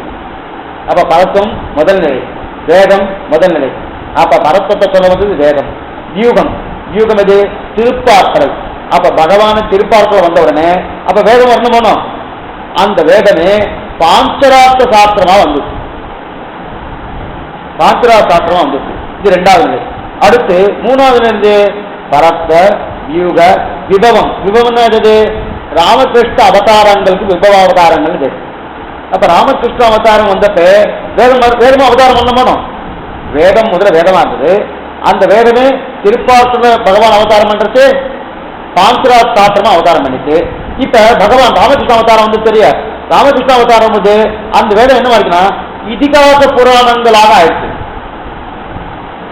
வேதத்துல 3வது நிலை. முதல் நிலை வேதம், பகவான் முதல் நிலை சீவை கூட்டநாதன் பரத்த நிலை. பரத்த நிலை அந்த சீவை கூட்டநாதனே இறங்கி நேர திருப்பாரத்துக்கு வந்தான். இது 2வது நிலை. அந்த வேதத்துக்கு 2வது நிலை வரணும்னு அந்த 2வது நிலை தான் ஸ்ரீ பாஞ்சரார்த்த சாஸ்திரம்.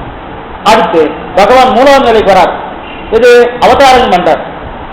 அவதாரங்கள் பண்றார். ராம அவதாரம் மீனோடு ஆமை கேடல் அரிய குரலாய் முன்னவி ராமநாதானு வச்ச அவதாரம் தொடங்கி கல்கி அவதாரம். 10 அவதாரம் கணக்கில் எத்தனையோ எண்ணிக்கை இல்லாத அவதாரங்கள். எந்திருத்தங்களுக்கு 9 ஈரில வன்புகள் நாரன் தென்கழ செய்யணும். அதுவா பதம் எண்ணிக்கையில அஜாயமானோ பகுதா விஜாயத்தை சாத்திரம் சொல்லியிருக்குது. ஜென்மம் பலபல செய்து வெளிப்பட்டு சங்குடு சக்கரம் பின்னு எத்தனையோ ஜென்மங்கள் பகவானுக்கு அவதாரங்கள். ஆனா பொதுவாக நம்ம 10 எடுத்துக்கோம். ஆனா சாத்திரம் 28 சொல்லிட்டு இருக்கட்டும். இருந்தாலும் அந்த 10 அவதாரத்துக்கு அவதாரம் பண்ண வேதம் அவதாரம் பண்ண மாட்டோம். வேதம் என்னமா அவதாரம் பண்ணிச்சுன்னா இதிகாச புராணங்களாக அவதாரம் பண்ணிச்சு. ஆயிடுச்சா? இது 3வது ஆயிடுச்சு. அடுத்து அதே பகவான் அந்தர்யாமியா அவதாரம் பண்ண 4வது. இப்ப வேதம் என்ன பண்ணணும்? அவதாரம் பண்ண மாட்டோம். 3 சரியா போச்சு. அந்த அந்தர்யாமியா இருக்கச்சு அதே வேதமே மனுஸ்மிருதியான அவதாரம் பண்ணிச்சு. அப்ப அந்தர்யாமியை சொல்ல வந்தது மனுஸ்மிருதி, பரத்வமான சீவை கூட்டதாக சொல்ல வந்தது வேதம். அடுத்து திருப்பார்க்கலான அந்த இரண்டாவது நிலையாக இருக்கக்கூடிய திருப்பார்க்க சொல்ல வந்தது ஸ்ரீ பாஞ்சராத்திர ஆகமம். அடுத்து மூணாவது நிலையாக இருக்கக்கூடிய அவதாரங்களை சொல்ல வந்தது இதிகாச புராணங்கள். நான்காவது நிலையாக இருக்கக்கூடிய அந்தர்யாமித்த சொல்ல வந்தது மனுஸ்மிருதி முதலான ஸ்மிருதிகள். அடுத்து எது 5 அச்சாவதாரம். இப்ப அஞ்சாவதாரத்துக்கு வேத வினமா வந்தது 4000 ஜீவ பிரபந்தமாக வந்தது. சரியா பச்சா? இப்ப 4000 எவ்வளவு பிரமாணம் வரணும் வேதமே. அதனால வேதம் தமிழ் செய்த மாறன். இப்ப வேதத்துக்கு ஒவ்வொரு நிலையும் மாறி மாறி வந்திருக்கு. வேதத்துடைய கடைசி நிலை பகவானின் கடைசி நிலை. பகவானின் கடைசி நிலை எது? ஆட்சை. வேதத்தின் கடைசி நிலை எது? 4000. அது சொல்லப்பட்ட அதத்தான் பெரும்புற கடலும் சுதிசாகரமும். பெரும்புற கடலும் சுதிசாகரம் அலைத்து ஆழ்ந்து ஓடும் இடங்களில் அயோக்கியர்க்கு சமைத்த மடுவும் சாய்கரமும் மானமேய சரமம். இந்த இடத்துல சமைத்த மடுதான் அச்சாவதாரம், சாய்கரம் தான் எது 4000 ஜீவ பிரபந்தம். இது என்னன்னு தரணும். கீழே இருக்கு 4 பார்த்தோம். பரவாசுதன் பெரும்புற கடல், இது பெருமாளை குறிக்கும். பெரும்புற கடல்னா பரவாசுதேவன். அதுவே அலைத்து ஆழ்ந்து ஓடும் இடம் அப்படின்னு இருக்கு இல்லையா? அதாவது இது அலைத்து என்பதுதான் வியூகம். தன்னை பிரிச்சுக்கிறாரோ வியூக வாசுதேவன் திருப்பார்கள். இந்த இடத்துல பாருங்க, சூத்திரத்தை பாருங்க. பெரும்புற கடல், பெரும்புற கடல் தான் இது ஸ்ரீவைகுண்டதான் பரவாசுதேவன். அதுக்கப்புறம் அலைத்து ஆழ்ந்து ஓடும் இடம் போட்டுக்கா இல்லையா? அலைத்து ஆழ்ந்து ஓடும் இதுல அலைத்து இருப்பதுதான் வியூக வாசுதேவன், அதாவது திருப்பார்கடல். அப்புறம் ஆழ்ந்து இருக்கிறது தான் அந்தர்யாமி. ஓடுகிற இடம் தான் ராமகிருஷ்ண அவதாரங்க. ராமகிருஷ்ண அவதாரம் ஓடுறா இல்லையா? அயோத்தியிலிருந்து ஸ்ரீலங்கா வரைக்கும் ஓடுறா இல்லையா? அப்ப ஓடுற இடம், ஓடுற இடம் இது. இப்ப இவர் என்னவோ போட்டுக்க போறோம். ஓடுற இடம் அவதாரம் சார். ஆழ்ந்து உள்ளுக்குள்ளதான் ஆழ்ந்திருக்கார். அப்ப அந்தர்யாமி. அலையிறது, அலைக்கிறது அலையத்துனா பிரிக்கிறது அர்த்தம். தன்னை பிரிச்சுக்கிறார். 4 பரவாசுதேவன் நம்ம பிரிச்சுக்கிறார். என்ன பிரிக்கிறா? வாசுதேவ, சங்கர்ஷ்ண, பிரத்யும்ன, அனுருத்ரன் 4 பிரிச்சுக்கிறார். அந்த பிரிக்கிறது தான் அலைக்கின்றது. அப்ப பிரிக்கிறது தான் திருப்பார்க்கடல் நிலை. அப்ப அலைத்து திருப்பார் முதல்ல பெரும்புற கடல் ஸ்ரீவைகுண்டநாதன், அலைத்து திருப்பார்க்கடல், ஆழ்ந்து உள்ளுக்குள்ள அந்தர்யாமி, ஆழ்ந்து ஓடும் இடம் இது. ஓடுறது எது? ராமகிருஷ்ண அவதாரங்கள். அலைத்து ஆழ்ந்து ஓடும் இருக்கக்கூடிய அந்த ராமகிருஷ்ண அவதாரங்கள். சரி, ஆக பெரும்புற கடல் பரவாசுதேவன், அலைகிற இடம் வியூகம், ஆடுகிற இடம் அந்தர்யாமம், அது ஆடுகிற இடம் அந்தர்யாமம். அடுத்து ஓடுற இடமா விபவம் 4 இருக்குது. கடைசியா என்னன்னா அயோக்கியத்துக்கு சமைத்த மரபும் தொலைவிலே மேய சரமம். அதாவது சமைத்ததுதான் அதுல தேங்கின மடுக்கள் போல அச்சைகள், தேங்கின மடுக்கள் போல அச்சைகள். தேங்கின மடுக்கள்னா இந்த தெருக்காறு போல விவகங்கள், அதுல தேங்கின மடுக்க போல அச்சைகள் சூத்திரமே இருக்கு. அந்த சூத்திரத்துக்கு போல நல்லா அது லாபம் வந்துட்டே இருக்கு. சொல்லுன்னு உள்ளுக்குள்ள சொல்லுது. அங்க போனா மாட்டிட்டே போகாதுன்னு ஒரு பக்கம் இருக்கு. அதனால இப்ப அதுக்கு போறது இல்லை. இதுவே அது ஏன்னா இவர் ஒரே வரிதான் போட்டார். இதுக்கு இவ்வளவு தூரம் வீட்டுல இருக்கு. இந்த ஒரு நாள் இதுக்கு தெரியாது சொல்லுவாங்கன்னா அத்தனை முடியாது. அயோக்கியத்துக்கு சமைத்த மடு சாய்கரம் இல்லையா? இப்ப தேங்கிற மடுக்கள் போல அச்சைகள். அதனால எனக்கோ காட்டாறு ஓடிட்டு இருக்கோமே, அது ஜலம் சாப்பிட முடியுமானா முடியாது. ஒருத்தர் ரொம்ப தாகமா இருக்கு, ரொம்ப தாகமா இருக்குன்னா அப்ப சொன்னோம், சாமி வைகாசி மாதம் வந்து போய் காவேரியில் போய் நின்று வச்சுக்கேன். வைகாசி மாதம் சாமி தாகமா இருக்கு, தண்ணியே இல்லைன்னா அப்ப சொல்றாரு ஐப்பசியில் வரக்கூடாதா? சுலா காவேரி என்னமா ஓடிட்டு இருந்தது, அப்ப வந்து சாப்பிட வேணா தானம் இருக்காதிருக்கும். எனக்கு வைகாசியில் தானம் இருக்குது, ஐப்பசி சாப்பிடணும். என்ன சாப்பிடுறது? சாப்பிடவே முடியாது, போக முடியாது. அது வந்து சாப்பிட முடியாது. என்ன பண்றது? அப்ப ஐப்பசி மாதம் வரக்கூடாதுன்னா என்னதான்? அப்ப 2 கடையும் சொட்டம் போது அப்ப லாபம் இல்லை. இப்ப தீர்த்தம் இருக்குன்னா கேட்டா விபவாதத்தை பற்ற முடியுமா? இன்னும் பற்ற முடியாது. ஏன்னா விபவாதம் என்னைக்கு எனக்கு நான் இல்லையே. அதே போல வைகாசி மாதம் விபவத்தை போல ஐப்பசி மாதத்தை நீ வரக்கூடாதுன்னா என்ன வர முடியல. ஐப்பசி மாதம் விபவத்தை போல அதான் வர முடியல. அவளை போய் பிடிச்சி தீர்த்த. சரி சுவாமி அது வேண்டாம் சுவாமி, இன்னொருத்தர் சொன்னார் தீர்த்த பண்ணி சொன்னீங்க. சொன்னேன் உயர்ந்த நதி இருக்கு, சரஸ்வதி நதி ஒன்று இருக்கு, அங்க போய் தீர்த்து சாப்பிடுங்க. எங்க தெரியுமா? அது அந்தர்வாகியம் ஓடிந்துட்டா. கங்கா என்ன சொல்றது? அந்தர்வியான உள்ளுக்குள்ள ஓடிந்துருக்கு. திரிவேணி சங்கமம் கேள்விப்பட்டுக்கா? அலகாபாத் அந்த திரிவேணி அடியில அந்தர்வியானியா ஓடிந்துக்கா. அங்க போய் அந்த தீர்த்தத்தை சாப்பிடணும்னா எங்க சாப்பிடுறது? எனக்கு தெரியவே இல்லையே. இதுதான் அந்தர்யாமிக்கம். அந்தர்யாமிக்கம். ஆக அதுவும் முடியாது.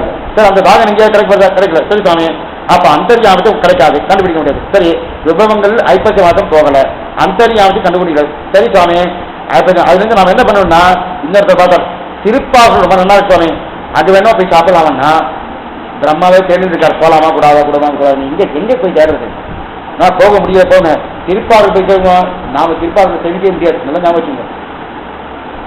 இல்ல நான் ஒரு பிரபந்தம் தானே சிவை கொண்டு போவது ஆண்டு வேலை காமிட்டு போவார் பெருமாள், அதெல்லாம் கிடையாது.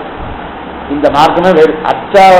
அதாவது இங்கிருந்து கிளம்பு போச்சு அர்ச்சராதி மார்க்கத்துல திருப்பாற்றல் வராது, தூமாதி மார்க்கத்திலும் திருப்பாற்றல் வராது, அர்ச்சராதி மார்க்கம் திருப்பாற்றல் வராது. அநேகமா தெரிவிக்க போதில்லை. எப்படி செய்யப்போம் அங்க போய் வேணா நம்ம திட்டிட்டு அங்கேயே திட்டிக்கலாம், அந்த சக்தி உண்டு நமக்கு. திருப்பாற்றலை தெரிவிக்கணும்னா அங்கே இந்த முக்தாத்மாவுக்கு சிட்டிக்கக்கூடிய சக்தியே உண்டு. நான் ஞாபகம் அங்க போய் இப்ப பண்ண முடியுமா, நான் இப்பதான் ஒண்ணும் பண்ண முடியாது.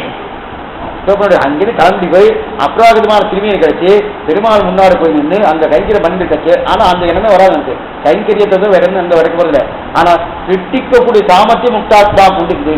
இதே தீபாவளி விசாரிக்கிறார் வியாச மகரிஷி பிரம்மசூத்திரத்தை விசாரிக்கிறார். இந்த முக்தாத்மாவுக்கு சிட்டி பணம் என்னன்னா சிட்டிக்கு சக்தி உண்டோ உண்டு, ஆனா சிட்டி பண்ண மாட்டேன்ட்டார். ஏன்னா இத்தனை நாள் கஷ்டப்படுத்த போறாரு, அந்த கஷ்டம் எனக்கு எதுக்கு, அந்த கஷ்டம் எனக்கு தேவையில்லை. அவர் தான் கஷ்டப்பட்டு இருக்காரு, சிட்டி கஷ்டப்பட்டு இருக்காரு, தேவையே இல்லையா, சிட்டிக்கும் மாட்டான்ட்டார். இது சொல்ல வந்தேன்னா அத்தனை சாமர்த்தியம் உண்டு. அதனால திருப்பாட்டம் நமக்கு தேவையாது. அதனால பரவாசம் சரி சுவாமி பரவாசம் போக முடியுமான்னா அது போகணும்னா இங்க வந்ததான் போறது, எங்க இருக்குன்னு தெரியல. அப்ப ஆவரணம், அப்ப பரவாசம், அப்ப ஆவரணம் போல இது போல. ஆக அன்றைக்கு தான் பரவாசம் தேவை கிடைக்கும். என்ன கிடைக்கும், நாம இங்கிருந்து கிளம்பி போயிட்டு விரஜல தீர்த்தமாகணும். அங்க போகாம நாள் ஆவரண ஜலத்தை என்னைக்கு கிடைக்குமோ அன்னைக்கு தான் ஆவரண ஜலம். இது ஆவரண ஜலத்தை போல பரவாச தேவன். சரி, சீராஜிநாதன் இது போலன்னா திருப்பார்க்கடலை போல சீராஜிநாதன். அந்தர்யாமிதை பூதரஜலம் போலே, பூதரஜலம் போல விபவங்கள் இது போல. காட்டாறு பூதரஜலம்னா பூமிக்குள்ள இருக்கு, ரொம்ப தாகமா இருக்கு. சுவாமி நீங்க நிக்கிற இடத்துல தண்ணி எடுத்துக்கோ அப்படின்னாரு. அப்படியா சுத்தி புத்தி கூட காணுவேன். ஒரு இன்னைக்கு ஒரு 400 அடி போட்டதான் கிடைக்கும், போர் போட்டுங்கோ, போர் போட்டு எடுத்துட்டு சாப்பிடுங்க அப்படின்னா என்னைக்கு முடியாது, முடியவே இல்லை. அதான் பூகஜலம் போல அந்தர்யாமித்தனர். விபவங்கள் போல விபவங்கள், காட்டாறு போல விபவங்கள். காட்டாறுனா அடிச்சுட்டு ஓடிட்டு இருக்கு, கிட்டக்க போய் நிற்க முடியாது, ஒண்ணு வேணாம் அலக்கணந்தா ஓடிட்டு இருக்க. கையை வச்சு பாருங்க, கையை ஓட்டையாயிடும். கையை கிட்டக்க வச்சேன்னா கையை ஓட்டையிடும், அத்தனை போறது எங்க எடுத்து சாப்பிடுறது.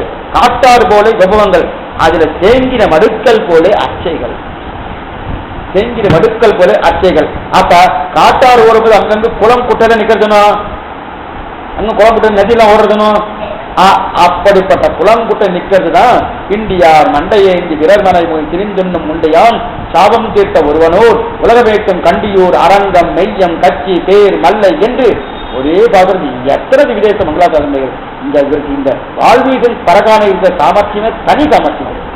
ஒரே பாட்டுல 13 விதேச மங்களாசாரங்கள் வேறு யாருக்கும் கவட்டுங்க. ஒரே பாட்டு ஒரு நாள் சுத்தம்னு ஒரு பாட்டு, 13 விதேச மங்களாசாரம். என்னவா பண்ணாருன்னே தெரியாது, ஒண்ணுமே தெரியாது. பெரும்பாலும் ஆச்சரியப்பட்டாரு, என்ன சாமர்த்தியம் இருக்கு. என்ன சாமர்த்தியம்னா கத்தியை காட்டி சமாசனம் வாங்கினாருன்னு என்ன அவர் தான். நாமெல்லாம் சேவிச்சுட்டு சமாசனம் கத்தியை காட்டி பண்றியா இல்லையா, கொடுக்குறியா இல்லையா, மந்திரத்தை சொல்றியா இல்லையா அப்படின்னு கத்தியை காட்டி சொல்லிடுறேன். அவரு கொடுத்தாரு, வேற வழி குத்திடுவாங்க தெய்வம் கொடுத்துருக்கா இல்லையா. அத்தனை வைபவம் இருக்கு. எப்படி சொல்ல இந்தியா மண்டையேந்தி உலகநேசம் கண்டியூர் அரங்கா. அப்ப தேங்கிற மடுக்க போல இருக்கு இல்லையா, அப்ப கீழே எடுக்க இல்லாத சௌலத்தியம் இருக்குன்னா அச்சை கொண்டு இல்லையா. அதான் மேய மான மேய சரமம், அதான் சுஜிசாகரமம் ஓடுமிடங்கள் தான் தெரியும். இன்னொரு தடவை சொல்லுங்க வருவோம். அத பெரும்புற கடல் அழைத்து ஆழ்ந்து ஓடுமிடங்கள் அயோக்கியருக்கு சமைத்த மருவம் தாய்கரமும் மானமேய சமம். இந்த சூத்திரத்தை 2ஆ பிரிச்சுலாம். அதாவது இப்ப மேய சமம் பார்த்தோம். இப்ப பிரமாணமான வேதங்களுக்கு 5 பிரகாரம் இல்லையா, அதே போல சுஜிதாகத்துக்கு 5 பிரமாணம் தான். அழைத்து ஆழ்ந்து ஓடும் அயோக்கியருக்கு தாய்கரமம் சொன்ன, அதாவது சுஜிதாகரம் அழைத்த இடம், அது பகவானுக்கு அழைத்த இடம் சொன்னது ஸ்ரீராப்ஜநாதன், அடுத்து ஸ்ரீவைகுண்டநாதன், மூல ஸ்ரீவைகுண்டநாதன் ஸ்ரீராப்ஜநாதன், அடுத்து விபவங்கள், அடுத்து அந்தர்யாமி, அடுத்து அர்த்தாத்திரமணி. அதை தேங்கிற வடுக்கள் போல இருக்கின்றார். அப்படிப்பட்ட தேங்கிற வடுக்கிற போல இருக்கிறது. இத போய் எவ்வளவு சுலபம்னா நாம கொடுத்தாலும் வாங்கிக்கிறார், நாம் கொடுக்கலன்னா இல்லை. நம்ம என்ன சொல்லணும், நான் இல்லைன்னா நீ இல்லை. இது பகவத் அவதாரம். இது என்ன அவதாரம்னா பகவத் அவதாரம். என்னமா சாமி சொல்லணும்னா, நான் கொடுக்கலன்னா உன்கிட்ட இருக்கா? நான் கொடுக்கலன்னா உன்கிட்ட இருக்கா? இல்லையே. எப்ப நான் கொடுக்கலையோ உனக்கு இல்லை. இன்னைக்கு சக்கரமங்கள் பண்ணிட்டேன், நாளைக்கு நான் இல்லை, உனக்கு வெறும் சுண்டல் தான், சரி ஏற்றுக்கிறார். நாளைக்கு அதுவும் இல்லை, வெறும் பால் தான், ஏற்றுக்கிறார். அந்த பால் காக்கிறதுக்கு கூட நேரம் இல்லை, பழம் வாங்கிட்டு போனா போகிறதுக்கா பணம் வாங்கிட்டு இருந்தேன், 2 பழம் கொடுத்துறேன், சாப்பிட்டு போயிட்டு வாங்க. அன்னைக்கு சக்கரமங்கள் கொடுத்தியே, இன்னைக்கு பழம் கொடுக்குற நியாயமா அப்படின்னு ஒரு வார்த்தை கேட்கிறாருன்னா கேட்கறது இல்லையே. அப்ப அவருக்கு சக்தியே இல்லை. சொல்ல வேணும், நிஜமாவே சக்தி இருக்கட்டும். என்ன பண்ணுவோம், பயந்துட்டு கைகிரம் பண்ணுவோம். அவன் அடிச்சிடுவாரா, குறைச்சிடுவாரா, ஏதாவது பண்ணுவாரா? அவர் மட்டும் ஒரு தடவை பண்ணட்டும், ஒரு தடவை ஏதாவது ஒன்றும் வேண்டாம். இன்னன்னார் இன்னென்ன தப்பு பண்ணா அவளுக்கு என்னென்ன அடையாளம் வந்துடும் அப்படின்னு ஒரு சட்டம் போட்டுட்டோம். இவ திருடினாளா அவளுக்கு இங்க கொப்பளம் வந்துடும், இவளை கொண்டுட்டாளா அவளுக்கு இங்க கைக்குள்ள ஒரு பெரிய காயம் வந்துடும் அப்படின்னு ஒரு சட்டம் போட்டோம். காயம் யாருக்கா காயம் வந்திருக்கு, இவர் யாரோ கொண்டு இருக்காரு போட்டுருக்கு, இங்க கொப்பளம் வந்திருக்கு, யாரும் இங்கேயே திருடி இருக்காரு போட்டுருக்கு, கண்டுபிடிச்சிருவோம் மட்டும் பண்றதே இல்லை. அந்த மாதிரி பண்ணி போகட்டும், அத்தனை பக்தால் ஆயிடுவோம். இந்த மாதிரி வந்துருவேன், ஐயோ இந்த மாதிரி வந்து அசிங்கமா போயிடுவேன்னு நினைக்கிறாரு இல்லையா? இதுக்கு சொல்ல வந்தேன்னா பண்றது அச்சாத்திரமே எனக்கு என்னன்னா, தமருகந்தது எவ்வுருவம் அவ்வுருவம் தானே தவறுகந்து எப்பேர் மற்ற பேர். அப்படி இருக்கச்சே இந்த திருமேனி வச்சு நான் என்ன பண்றது புரியத்துக்காக. அவர் எந்த நிலைன்னா, நஞ்சியர் வெண்ணைக்காடு பிள்ளைன்னு ஒரு விக்கிரம் வச்சுருக்கார். வச்சிருக்கச்சே அந்த விக்கிரகத்துக்கு அலங்காரம் பண்ணி சென்று காலேஜ் பண்ணிட்டு இருந்தார். அவரோ பெரிய தனிக்கன் வந்து என்ன பண்ணார், விக்கிரகம் பண்ண அழகா இருக்கு அப்படின்னு சொல்லி 2 பொன் கலைஞ்சி கொடுத்துருக்கார். கொடுத்து ஏதாவது பெருமாளை பண்ணி போடுங்க. இவர் பார்த்தார், நமக்கு ஒன்றும் கிடையாது, பெருமாளை தான் பண்ணேன். அந்த பெருமாளை சதங்க பண்ணலாம் சொல்லி சதங்க பண்ணார். அந்த கொப்பனை கூட்டார், சதங்க பண்ண சொன்னார், பண்ணார், காட்டினார். ரொம்ப அழகா இருக்கு, ஆச்சரியமா இருந்தது. அந்த சதங்கை கொண்டு சாச்சினார். சாச்சிட்டு அப்படி நின்று பார்த்தார்.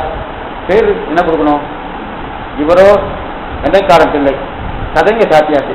சதங்க சாத்தின உடனே இவருக்கு ஒரு பேர் கொடுக்கணும்னு ஒரு ஆசை வந்துருக்கு. என்ன பேர் இருக்கணும், சதங்கை நாயனார் அழகியான்னு பேரை கொடுத்தார். அது ஆயிடுச்சு. 4 நாள் ஆயிடுச்சு. 4வது நாள் பக்கத்து தெரு வீட்டுல இருந்து ஒரு சுயேஷ்டம் வந்தார். வந்து உங்க ஆத்துல யாரோ புதுசா வந்திருக்காராமே, அவ வந்து என்ன தொந்தரவு பண்ணிட்டே இருக்கா ராத்திரியானா. என்ன தொந்தரவு பண்ணான்னு இல்ல எனக்கு சக்கரபம்பரை கொடு, புளியோரை கொடு, லட்சியோரை கொடுன்னு நித்தியனை வந்து கேட்டுட்டே இருக்கா.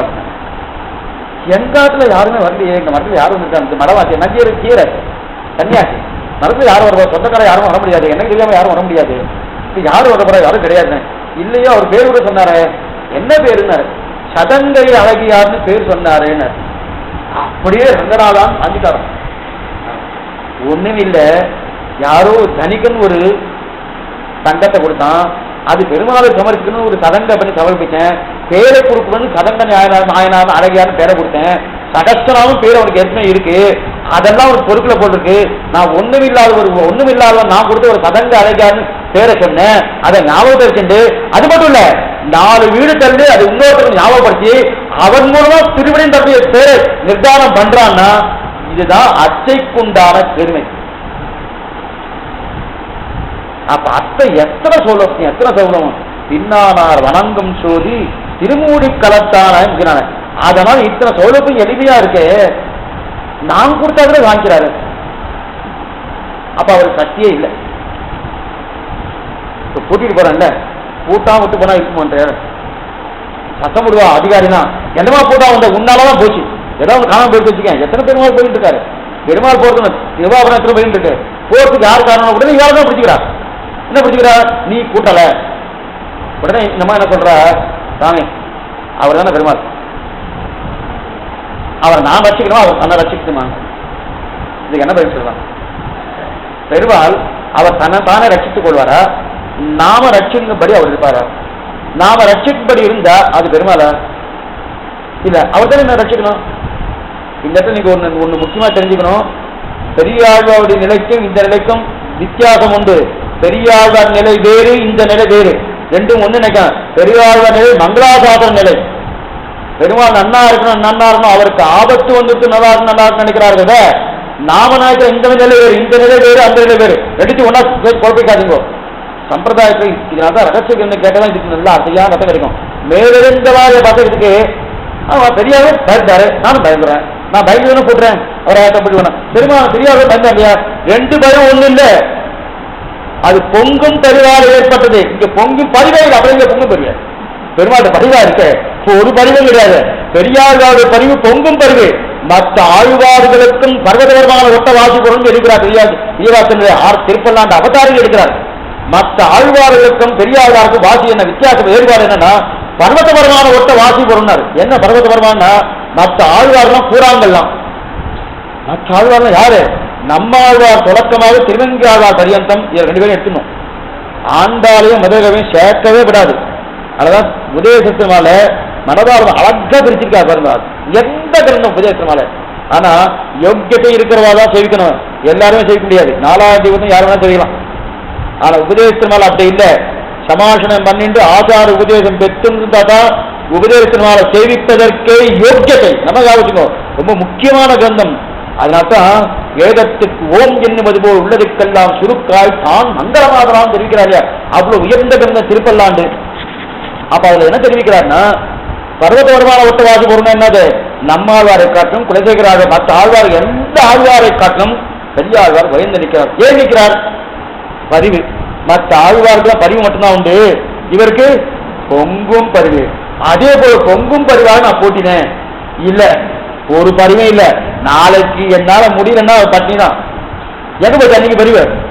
ஒரு மணி நேரம் கிடையாது. எதுக்கு சொல்ல வந்தேன்னா அப்படி இருக்கிறது நான் ரட்சிக்கிறா, அவர் ரட்சிக்கிறாரா? நான் தான் கூப்பிடுறேன். அப்படி இருக்கச்சு அவர் ரட்சிக்கிறான்னு சொல்ல முடியாது. அப்ப நான் தான் ரட்சிக்கிறேன். அப்படிப்பட்ட ரட்சணமா இருக்கச்சு அவர் எனக்கு கொடுக்குறா, நானும் கொடுக்குறேன்னா நான் தானே ஒரு கொடுத்து ரட்சிச்சுட்டு இருக்கேன் அப்படின்னு புத்தி பண்ணினா இது பகவத் அபச்சாரம். அவனாலே ரட்சிக்கப்படுகிறேன். அவ கூட்ட வேண்டாமா? அவர் என்ன தெரியுமா சங்கல்பம் பண்ணிட்டு ஒண்ணு வேண்டாம், நம்ம போய் கையில பண்ணிட்டு அந்த திலக நடந்து போயிடுச்சு, கொஞ்சம் அது சைட்ல நடந்து போயிடுச்சுன்னு வச்சுங்க. அவர் கண்ணாடி இருக்கணும் அவர் கேட்டார். பார்த்துட்டேன், கண்ணாடி தேவையில்லை, அவருக்கு அவர் முகமே அவருக்கு தெரியும். தனக்கும் தந்தன தன் முகமே தனக்கு தெரியும். பார்த்துட்டு என்னன்னா நீ அழிஞ்சு போயிருக்க, யாராவது வந்தானா என்ன இந்த திறகு வேற ஓரமா போயிருக்கோம்னு நினைச்சுப்பால, சரி பண்ணிக்கோன்னு அவர் பண்ணிக்கிறாரு. ஆனால் பண்ணிக்கிறதே இல்லை. அர்ச்சகர் போய் பண்ணத்தான் உண்டு, இல்லைன்னா கிடையாது. ஏன் சொன்ன அது கூட பண்ணிக்க தெரியாதுன்னா அவர் சங்கல்பம் பண்ணிட்டு இருக்காரு, எனக்கு நான் ஒண்ணுமே பண்ணிக்க மாட்டேன், யாராவது வந்து என்ன எடுத்துன்னு போற எடுத்து போட்டுமே. இதுதான் அச்சாத்திரிமையனுக்கு உண்டான எளிமை. இந்த எளிமை என்ன பண்றோம்னா நாம மிஸ்யூஸ் பண்ணிடுறோம். அப்படின்னு என்ன அர்த்தம்னா எளிமைய கையாளாகாதவன் நினைக்கிறோம். கையாளாகாதவன் அவர் தான் கொடுக்குறாரு, அவர் தான் இந்த ஏற்பாடை பண்ணினதை வருதான், சொல்றதா வருதான், கேட்கறதா வருதான், எல்லாமே வருதான்.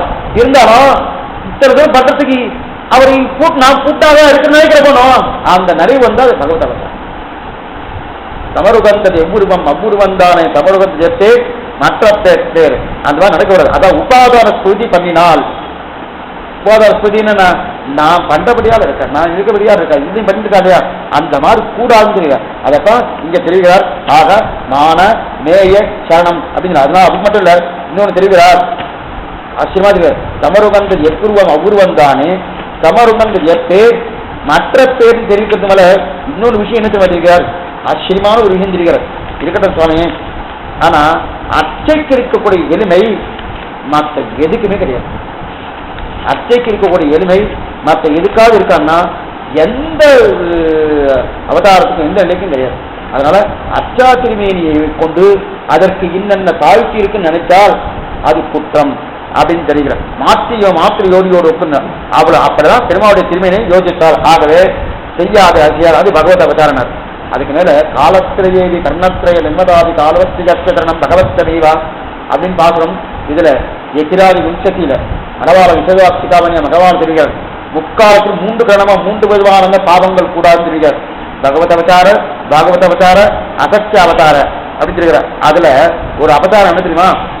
அவதாரம் பண்ணும்போது என்ன போல மனுஷனா பிறந்திருக்கான். கண்ணனும் மனுஷன், நானும் மனுஷன். அர்ஜுனுக்கு தான் வச்சான்.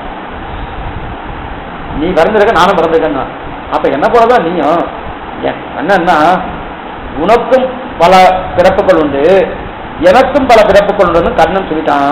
வேற எந்த வேலை அர்ஜுன்ட்ட நானும் நீயும் சமம் அப்படின்ட்டான். நீ பிறந்தது நானும் பிறந்திருக்கேன். இவன் பிறந்து கர்மாதீனமா, கண்ணன் பிறந்து கர்மாதீனமா இல்ல இச்சாதீனமா. அவர் இச்சையால பிறகுறான். ஆனா இவன் நினைச்சுட்டான். அதனால்தான் 4 ஸ்லோகங்கள் வந்துட்டு 4 ஸ்லோகங்கள் சொன்னான். சரித்திரானாய சௌதூரா விநாச கண்ணன் தன்னுடைய பெருமை தானே பேசிக்கிறார். அந்த இந்த இடத்துல ராமானுஜராகட்டும் வேதாந்தம் பேசிக்கிறாட்டும் இந்த 4வது அத்தியாயத்தை வருது. இந்த உபன்யாசகாலுக்கு ஒரு வழக்கம் உண்டு. அவன் ஏதாவது புத்தகம் பார்த்துருப்பான். நேற்றுக்கோ முந்தானத்துக்கோ காலட்சேபத்தை வரதுக்கு முன்னாடி பார்த்துருப்பா. ஆனா காலட்சேப பிரக்கிரியில அந்த விஷயம் வர வேண்டிய அவசியமே இல்லை. ஆனா அந்த புத்தகத்துக்கு புது அர்த்தமா கிடைச்சிருங்க. புது அர்த்தமா ஏற்கனவே உருவாக்க சொன்ன அர்த்தங்கள் தான். இவருக்கு அது புதுசுதான். புதுசா இருக்கு, ரொம்ப நாளாக ரசிக்கிற மாதிரி இருக்கு. ஆனா இந்த உபன்யாசம் வரைக்கும் அதை புகுத்தணும்னு ஆசை. ஆனா இந்த சங்கத்தில் அது வரவே இல்லை. இந்த சங்கத்தில் இது வரவே இல்லை. ஆனா இவருக்கு ஆசை என்ன, எப்படியாவது சொல்லணும் சொல்லணும் சொல்லணும். அநேகமா எல்லா உபன்யாசங்களும் உண்டு. ஏன்னா தனக்கு தெரிஞ்ச சத்தியாருக்கு பகிர்ந்து கொடுக்கணும்னு ஒரு ஒரு காலட்சேப அதிகாரிக்கு இருந்தாலும் காலட்சேப அதிகாரி ஏதோ கிடைக்க போறது, ஏதோ லாபம் கிடைக்கட்டும், கியாதி லாப பூஜைக்காகனா காலட்சேப அதிகாரி எதே அவர் வரல ஒரு உண்டாகல அத்தனை காலம் ஒருத்த கிடைச்சாலும் சொல்லு.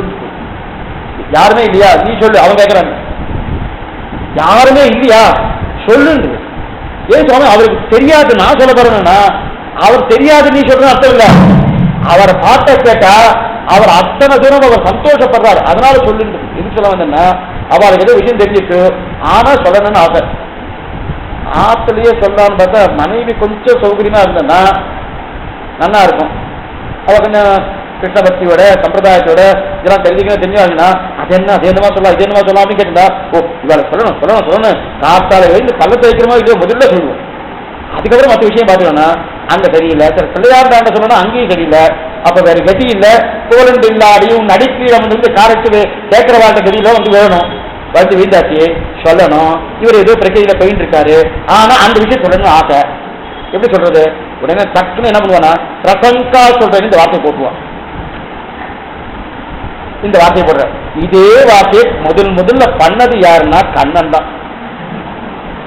அவதார ரகசியத்தை எடுத்துட்டான் கீதையில. தந்த அவதாரத்தை பத்தி சொல்ல வேண்டிய அவசியமே இல்லை. நான் சொல்றது புரியாதா? அவதார ரகசியத்தை சொன்னான். இப்படி இருக்கிறான் இப்படி பிறக்கிறான் அப்படி பிறக்கிறான் அப்படி பிறக்கிறான் அப்படின்னா அதனால அந்த அவதாரம் பண்ணி அப்படிப்பட்ட அவதாரம் பண்ணும்போது இவனும் மனுஷன் நானும் மனுஷன் நினைக்கிறவனும் அந்த நவா நினைச்சா அது பகவத் அவதாரம். அவர்தான் இருக்க மாட்டேங்க. பகவான் எந்த திருமேனியை வந்தாலும் அது அப்ராகிருதமான திருமேனி நல்லா வச்சுக்கணும்.